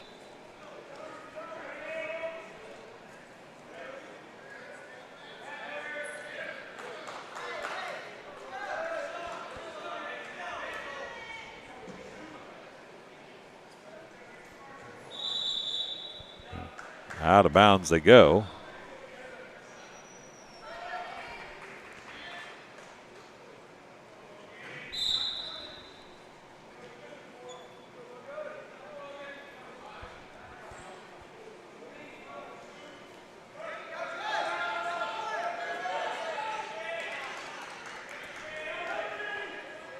Parkins did get the escape, so he does have a point, but he's Elliott's got to work on getting a crossface here. And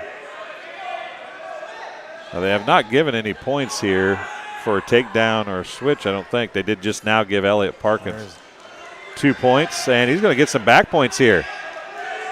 Maybe a pin. He does. it just looked like the Tremont wrestler. He got hurt. He got hurt. He just did gave get up. hurt. Yep, hurt his shoulder.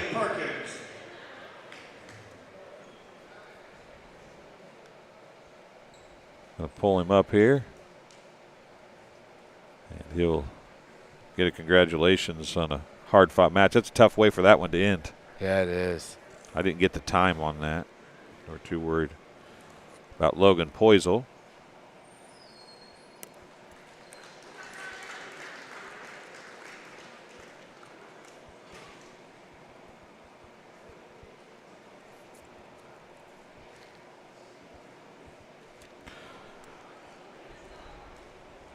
The MDH athletic trainer coming out to talk to Logan Poisel. Wrestling at 160 pounds, Eli Stuber, Tremont, and Carter Hogue, Macomb. So Eli Stuber going to face Carter Hogue now. And you're right, they have just moved everybody down to get rid of that forfeit at 170. Yeah, which I mean, I love it. I love being able to see all the competing. Stober had a good match against Mercer County. Carter Hogue had a quick pin against Mercer County, but they did wrestle at different weight classes. So we're talking 8 pounds, 7 pound difference here. I guess 8 pound, could be an 8 pound difference. Is that a whole lot of difference for these two here? It really all just depends. You know, I sometimes, you know, I was wrestling guys that, you know, having to bump up to 171, you know, in the practice room. You kind of get used to that weight. Carter Hogue just manhandled his last opponent against Mercer County. He's doing the same thing to Strube here, isn't he? He really is. Stuber has got 2 back points. He's up 4-0 as Carter Hogue. Carter Hogue looks like he's trying to lock up a double chicken wing.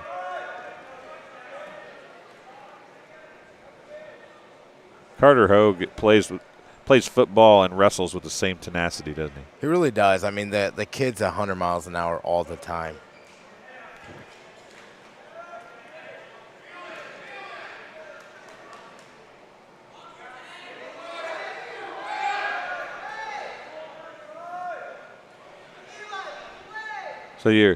So you see Carter right there, hands, like he pulled a hand off and just waited for Struber to do something, didn't he? He really got away right there with one. He had a full Nelson in, and the official didn't catch it.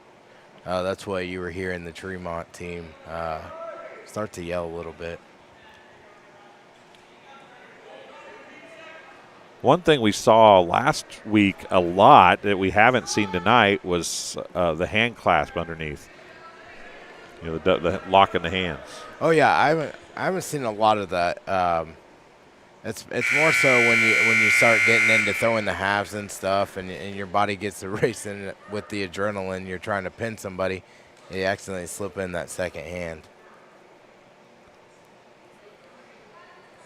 So Hogue wins the flip, and he chose to defer. Stuber chooses up. Which is strange, you know. When you're down by 4. Yeah, I mean, it's all about scoring points. You know, I don't see him getting Carter Hogue on his back. No, neither do I. Carter's got a very strong base. And I've seen a lot of the Tremont kids tonight been choosing the up position. But it looks like Connor's going right back to work. I got an escape, though. First point of the match for Stuber, and here comes a cradle for Hogue, and he's got another takedown and some back points coming here. Stuber is fighting furiously, but he just cannot get out of the grasp of Carter Hogue.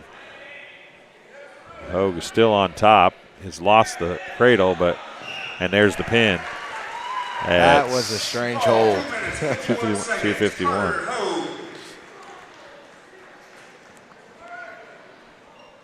Well, it started as a cradle, didn't it? And then he lost and had the leg but didn't have the cradle anymore. Yeah, I don't know how he was able to accomplish that pin. At 170 pounds, Apollo Gardner, Tremont, Hector Mamie, Macomb. So Apollo Gardner is going down to Hector Mamie. We're going up, I guess. Technically, it's down on my sheet, but it's up on the weight. Yeah, this looks like it could be an even match. Oh, look at that takedown in a hurry. That headlock you were talking about, right? It came. And he's wanting a pin right off the bat. This might be the quickest match of the night. Nope, Mamie got turned, but now he's back on his back again. That headlock is locked deep, isn't it? It was, and it was thrown perfectly. The crowd in here is getting on their feet for this headlock, and there's the pin. 37 seconds. 37 seconds, Apollo Gardner. That's the first one of those. Let me see before I say that. That's they've actually won 3 of the 4 of those matches that they've went up in weight to wrestle. yeah, this is the most that I've seen, for moving weight so much in a dual meet. But it's great for the kids to get the competition, get that mat time. So here's number 4 ranked TJ Connor, I do believe. We'll see if they announce it that way or not. And it'll be Talon Quisenberry for Macomb. Wrestling at 182 pounds, Lucas Harris. And Nope, Talon Lucas Quisenberry. Harris. So it's not Connor.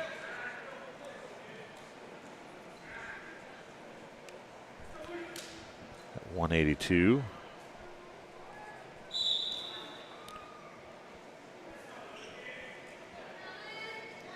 I bet, I don't know this for sure, but I bet they've already started that same thing. TJ Connor is going to wrestle Max Reiner at 195, and Ethan Kinsey is going to wrestle at 220. Yeah, it's going to be nice to see some state-ranked kids going at it.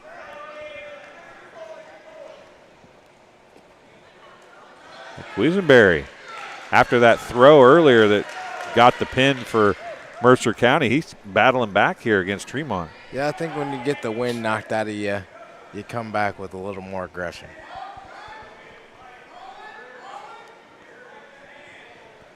Quisenberry's up 2-0 here.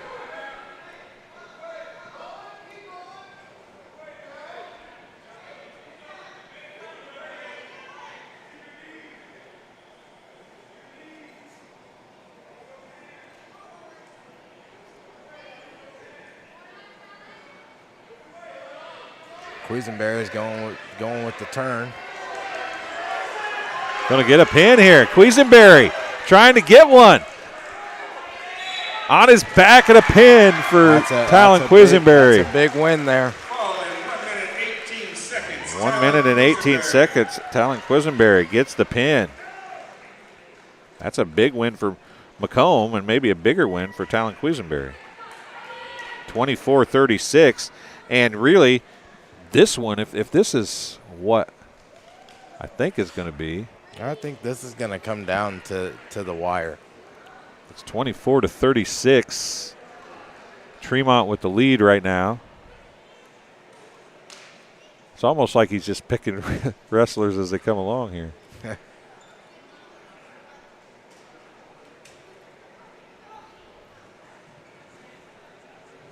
195 pounds, Ethan Kinsey and Max Nope, Reiner. it's Ethan Kinsey. It's not TJ Connor. It's going to be Ethan Kinsey and Max Reiner. And I feel like they're just like, they got them all standing there and they're just picking up.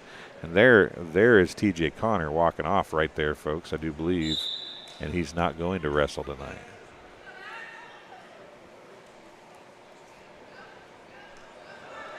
Reiner picks him up and puts him down. Ethan Kinsey looks like he just might be fodder for Max Reiner right about now. He is. And there's a pin. It looks like right 18 now. seconds in. It looks like right now Tremont and Macomb are kind of playing a game of chess. So now if they actually, they're not going to forfeit this. There's no way they're going to forfeit this, right? No, they're not. Macomb's kind of playing a game of chess. They're using the decoy at the table and seeing who they're sending out, and then Macomb's kind of countering that with their studs. So they weren't going to put Kyler Amos up there unless they were actually going to forfeit. Receiving a forfeit, 220 pounds, Kyler Ames. Kyler Ames, gets the forfeit. So we're knotted at 36, and it all comes down to this, right? Yes, it does. I think we got 106. So oh, that's right, 106 left at the top. So Ethan's got to get a pin here. So this is Ethan giving up some size to Thomas Kahn here. This is probably good for Ethan, though, right? It I is. mean, at this time of the year, wrestle somebody bigger than you, maybe at a bit of a disadvantage, but you got the speed advantage, and he uses it right there for 2 points. He does, and Ethan's just got that, true captain, kid that's going to do whatever the team wants him to do.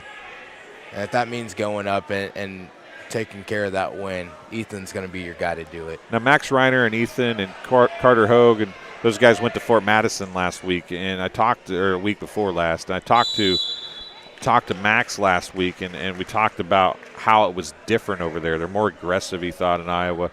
Did you get to wrestle much in Iowa? Yeah, actually. At the high school level, anyway. Yeah, I got to wrestle. The New London was the first tournament we went to every year. I ended up getting wrestle a kid by the name of Jared Cheery who went on to wrestle for Iowa. So I mean, Iowa is just a different different atmosphere. When we were coming up in Little Bombers, Iowa was where you wanted to wrestle at.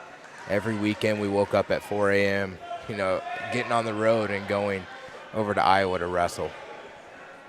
Now the thing that you see here, and they're rolled, it's out of bounds. They're gonna let his feet stand up. They're gonna say he's out. He had some back points coming though, and I almost felt like Kahn rolled to his back to be farther out of bounds. He really did, and it was nice that he gave him 2 outside. But if you're going to give the 2 points on the outside, let the match, continue to go. So Ethan Ladd up 4-0 here. A little bit of chess being played tonight between the coaches and the wrestlers, for that matter, I think. It really was, and watching Coach Weston over there kind of, having his wrestler stand there, see who Tremont's going to bring to the table and kind of working from there. I mean, Ladd is dominating this because of strength, but you can tell that Kahn is just big enough to kind of give him some problems, though. And I think that it's more that, Tremont, Kahn's not he's basically wrestling right now to not get pinned. Which is huge, right, for them? It is, because they know what those 6 points mean right now. There's some back points for Ethan Ladd. And a pin. Ethan Ladd gets a pin at 155, and that is huge for the Bombers.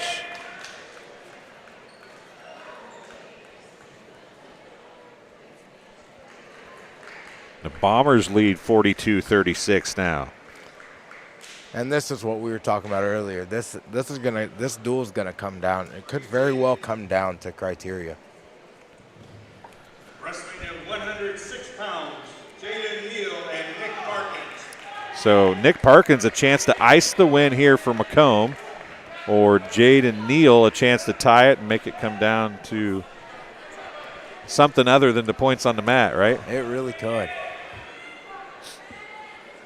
No decisions in this one yet. If this one were to go to a decision, that would be fitting, wouldn't it? Yes, it would. It would kind of be the icing on the cake for how this night's going to end. A single leg for Neal.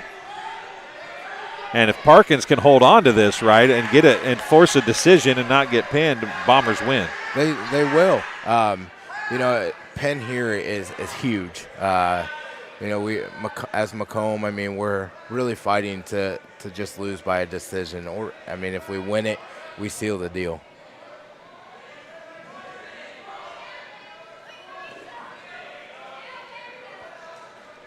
Got the guys standing up from Tremont in front of us, so we apologize for that. We're not as high as we sometimes are. So it's hard for us to see and hard for you folks at home to see as well. Looks like somebody said something to them, actually. They all scooted back. Did you see that? I did. It wasn't me, folks. Last week I did say something to a few kids, but tonight I did not. I remember all the parents with us wrestling. You know, you'd have some of those wrestling moms up there. Actually, the like, officials. Sit down. The officials are the ones telling them to scoot back. Neal still on the top. They're going to call. And now go to the back is Parkins. And some back points coming here. Nick's working hard. Nick is fighting. Oh, he got turned over. Nice job. He gave up three points, but he got his back on his stomach. Now he's going to give up some. And there's a pin. 140. That was a duel there. That makes it 42-42. I don't know how they're going to break this up, because both teams had the same amount of pins.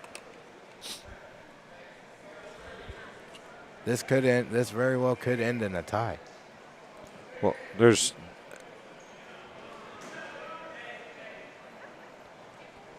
no, they had more pins.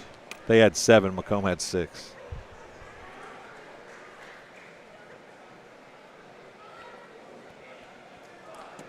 Because Macomb gained 6 points from a forfeit. Oh, yeah, they did.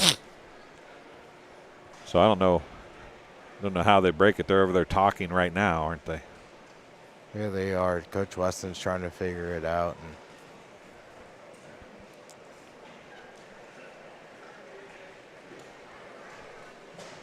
That was a great duel to end the night. That was a great wrestling match from top to bottom.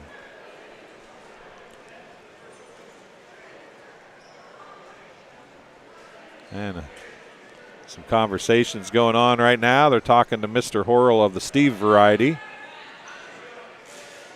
There might be several people out watching that remember, seeing I want to say it might have been around that 2006, 2005. I remember us fighting in this gym for the Olympic conference and coming down to something like that. We had to come down to criteria. This place was really rocking that night. They're still over there talking. You see Coach Horrell in the upper right-hand corner there, and the two coaches lower. Coach Ladd, Coach Weston kind of on the left, right beside the official. Then you got the Tremont statistician. She's standing back there with her paper. If there's any questions, she's going to have the score sheet that she has in hand. So everybody's over there right now trying to decide how this is going to shake out. Yeah, there's so many. We're in this competitive sport. Everybody wants that win. But you look back through this, and Nick Parkins gave up a fight there in the last match, but that Talon Quisenberry pin was huge. That was probably the biggest match of this duel. Of who should or shouldn't win, or who you expect to win, or whatever. Right. That's a huge, huge win for the Bombers. Because the Bombers got those wrestlers, and it happens with every class that comes in. You got those kids on your team. You know where my 6 points are coming from.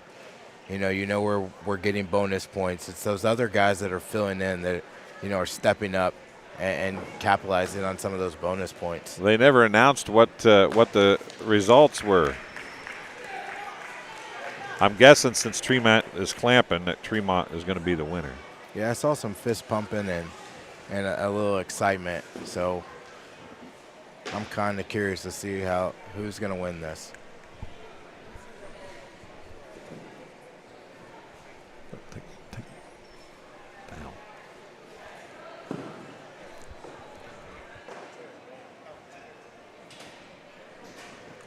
So we're still waiting here.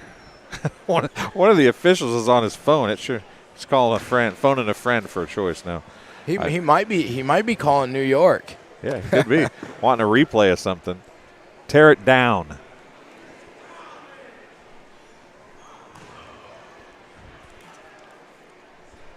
Just unplug it. Coach Weston's still standing over there.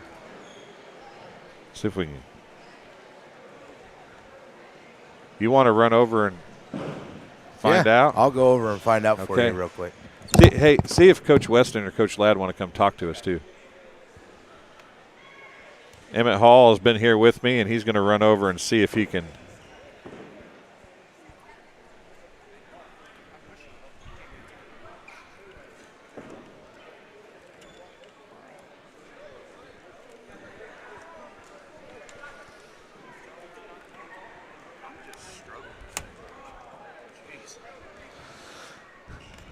So we're still waiting to see for sure. We haven't got an official word yet. Emmett was nice enough to walk over and see if he can get us an answer. See Emmett standing over there now, actually.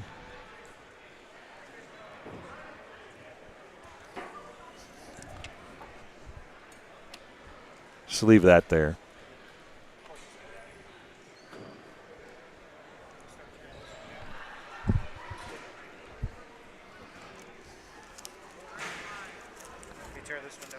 No, we're still on air.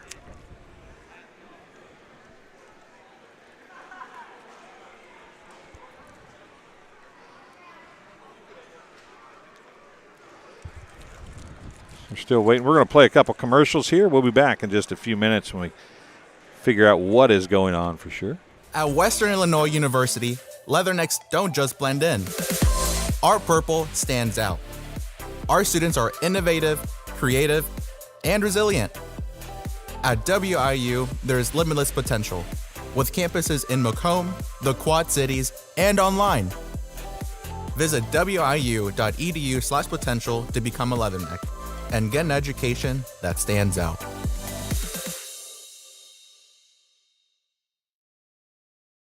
I chose the MDH OBGYN group because I've heard wonderful things about Dr. Smith. And upon entering the office, I really got along with everybody and got a warm feeling. The staff is warm and inviting and welcoming. It's a small community, so it's a really nice hospital to have here in the rural area. I continue to choose MDH because of the relationships I have. I really enjoy everybody here. It was the community that really drew me back to Macomb. I'm from a small community, and I'm from a farm family, and ultimately I always wanted to practice in a place like that, and I felt that I had the ability to connect to people who with a similar background from me, and the fact that the staff members at the hospital and the support, all the support staff at the hospital was also focused with the goal of patient care. It felt like it just all came hammered at home for me.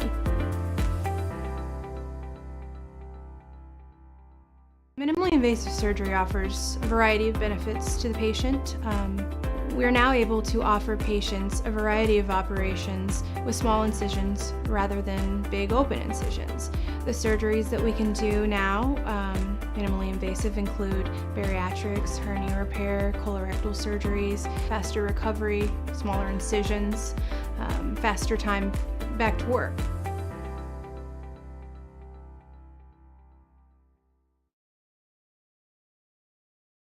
I chose MDH. We moved here and I was researching different places that would allow me to VBAC, have a vaginal birth after C-section, and the doctors here do encourage that, and so I chose that after looking online, and I wouldn't want to deliver anywhere else because they all go above and beyond, and they're so kind and actually care about you. And welcome back. The camera's still focused on the far side. Coach Weston is over here with us now, and 42-42 in points. How's it shake out? So there's a long list of criteria that you go through, A, B, C, D, all the way through the alphabet, and the officials right now are looking through that to see. We believe, and I've already talked to Tremont's coach, we believe that they've won on it's actually H down the list, so on first point scored. But the officials are trying to make sure that the protocol's being followed and everything's correct, and what'll end up happening is Tremont will get 1 point added to their score, and they would win 43-42. Emmett and I were talking it. They had a couple forfeits, and then pretty soon one forfeit disappeared, and then classes started dropping down or moving up a class to looked like there was some. Looks you like need to go? we won. Yeah. Macomb won? Actually, you know what? I'll be back. Okay, you'll come back. All right, they're going to. Coach Ladd is coming over and talking to us. So, Coach Ladd's coming over. Criteria H is what Coach Ladd is saying. So Yeah, I mean, we'll see how it shakes out. But I've wrestled for 15 years, and I've never seen it come down to something like that. you want to come back, or we'll see if he comes back and talks to us for a minute here or not. But so it was Criteria H. Okay, changing plans. It's Criteria H. We had a dated laminated sheet in front of us. Had to do with number of matches forfeit. They forfeited a couple of weights. We had a full lineup. So because we had more matches won, minus the forfeits, more physical matches won, we'll get that 1 extra point added, and we will come out ahead 43-42 tonight. And I tell you what, I just want to point out real quick, at 182 pounds, Talon Quisenberry coming out there, stepping up huge and getting a pinfall and winning this duel. Yeah, that's exactly what we talked about, wasn't it, Emmett? Yeah, it was. I mean, like I was telling, I was talking earlier, I said, you know, you have those wrestlers, you know, that are going to come out and they're going to get your bonus points. It's that 1 or 2 inside of there, who's going to step up, who's going to get me the bonus points that really determine the duel. And that seems like what happened tonight. Yeah, absolutely. And early in the match at 152 pounds, Elliot Parkins gives up first takedown. Had himself in some positive situations and just wasn't able to secure what we needed him to, but he keeps his head in the match, keeps coming, pressure on. He secures a fall. So, you know, that's a couple of huge matches right there that don't have the names of Ladd, Reiner, Hogue, you know, Cohen Green, Charlie Hernandez. You know, these are other guys now that have stepped up and did what had to be done. So Emmett might know this, but I'm new to this game, so Sure. I get given a list of wrestlers, Yeah, right? None of it matched. So what you guys turn in, you don't have to stick to. I mean, you guys stuck to who you not guys at all. did, So, but so what? And Coach Ladd and I have talked about this. So when you wrestle it at Team State, or what they've now gone to at Abe's Rumble, it's the largest team tournament in the nation, is they just have a laptop at the head table. Coaches don't even talk before the match. The kids come up and tell the people at the table who they are, and then that's how we report. We would love to do that at dual meets. Like, that's the way it should be all along, because coaches play gamesmanship. and that's what was going on here tonight, right? We've done it. Coach Ladd and I, we're not innocent. Yeah. But, we went in the room, and they gave us one lineup, and then before the meet even started, he came over and said, oh, we're going to do this other thing, and then they did they chose option C, Right. which that's their prerogative. I've done it. Coach Ladd's done it.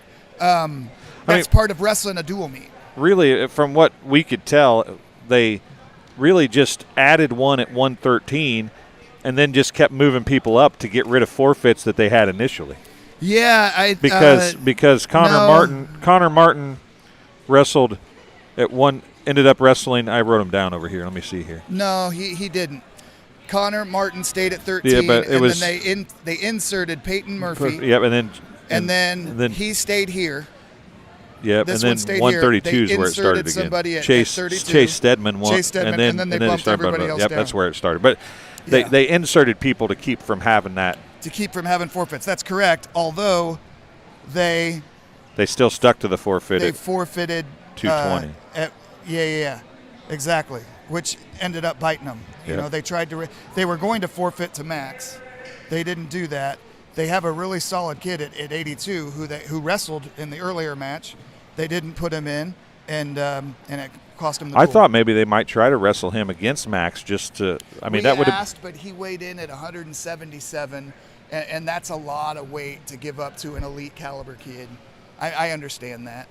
But yeah, trust me, Dwayne, we absolutely wanted that marquee match here on our gym floor. Well, and it would have been good for both of them, probably, 100%, right? Absolutely. And that's what we talked. Emmett and I talked about this match down here, the heavyweight match.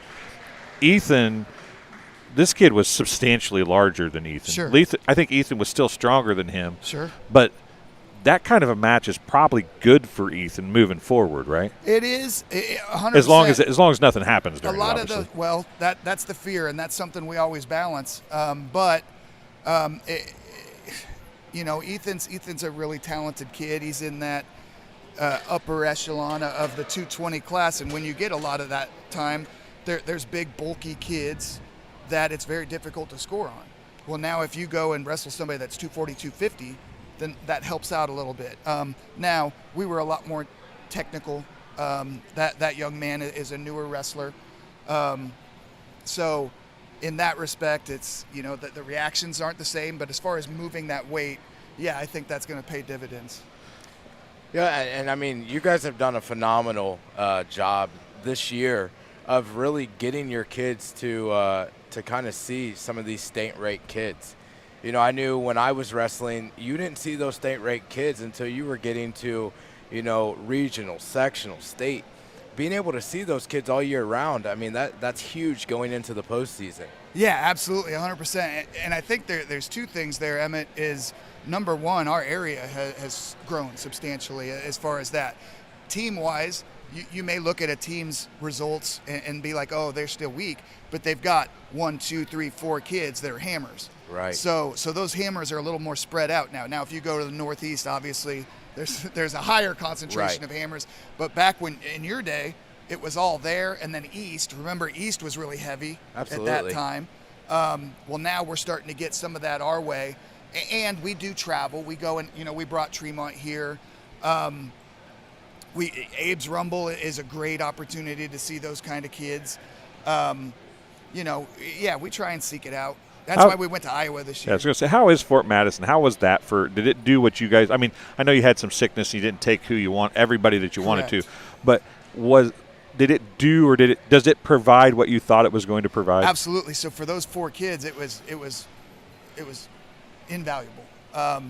They got to see some hammers. They got to see a different style of wrestling, that Iowa style that the Brands brothers wrestled. I don't know if it's that way on the mat now, right. But that in-your-face scoring over and over and over and over, constant attacking. And the crazy thing that Coach and I talked about with that tournament is tournaments in Illinois, or at least that we go to, is there's a high end, and I don't think that the high end there was any better than the high end at the tournaments we go to, but there was no low end. Right. Like everybody was there. Everybody was average on up. There was a lot of good wrestlers. Yeah, and it's tough, when you wrestle Illinois and then you wrestle Iowa, some of the, the rules and stuff. You see the Iowa wrestlers that yank on the chin, and they're basically twisting your head around. Yeah, you saw get to some Illinois. of that tonight. Is there were a lot of things, and our kids included. There's things that we have to talk about and clean up, but this was kind of an Iowa-style meet in that regard, and there was a lot of high-flying slams and a lot of chins pulled and all those things that, weren't called. So if that's the case, you wrestle through it. You understand these aren't being called, so I can be a little more physical. Right. Max, when we talked to him last week, one of the big things he talked about was the aggression at Iowa. Yeah, he felt like that's the biggest part of the bonus for him, was the aggression that came from Iowa that they don't see over here so much. Before I let you go, the one person I want to talk about is Carter Hogue. Sure. We haven't got to talk a lot about him. He really was, in his weight class tonight, was dominant, physically dominant to both the people that he wrestled. Yeah, he's one that we're going to have to work in the room and clean up some stuff that sometimes he's a little too dominant for his own good.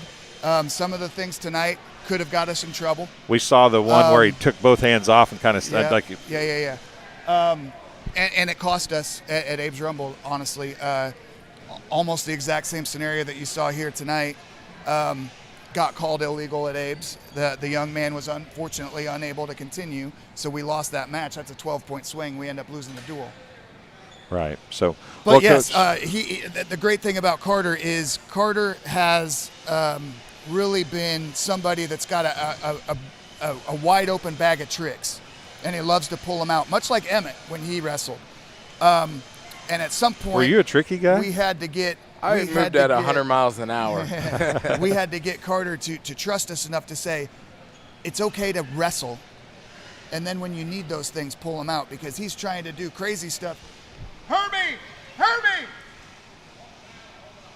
Hermie, come here!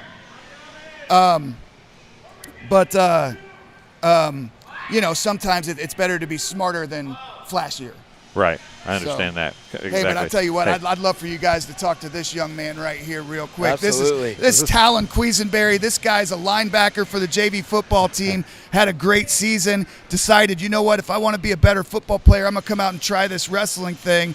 And he ends up securing the win to get us over Tremont tonight right here, Talon Quisenberry. Talon, I want to apologize to you first because I know your mom. Oh. So I apologize for that. But your first match against Mercer County didn't end the way you wanted to. It looked like you were pretty upset. But you came out with a whole different look against Tremont. What was your mindset coming out against Tremont? Well, I really wasn't happy that, I kind of got thrown around. And I just really wanted to make up for it. I had one more shot, so I figured I might as well make the most of it and give it my all. So Emmett here is a former wrestler. I've never wrestled in my life. Emmett here is a former wrestler, football player. You're wrestling this year. What are you seeing from this that you're going to be able to take back to football next year? Definitely, being more aggressive, being able to attack better, tackling people better, and just make sure I get in there. I know in football I struggled with just getting arm tackles. So I realized this will be a great help for me getting in there and just, securing a tackle and further my career. So knowing after, losing that match to Mercer County, I know that had to hurt. As competitors, we never want to lose, especially in a way of being slammed and stuff. But, what was your mindset after that loss? How'd you go and regroup and be able to come in and really put on a performance that set the tone? It really decided them having to come down and go to, I think they said, H. That's pretty far down in the criteria. But, your teammates have a lot, to thank of you because your match really determined that whole duel. So, like I said, how did you go after that loss and, get your mind ready to go into that next match?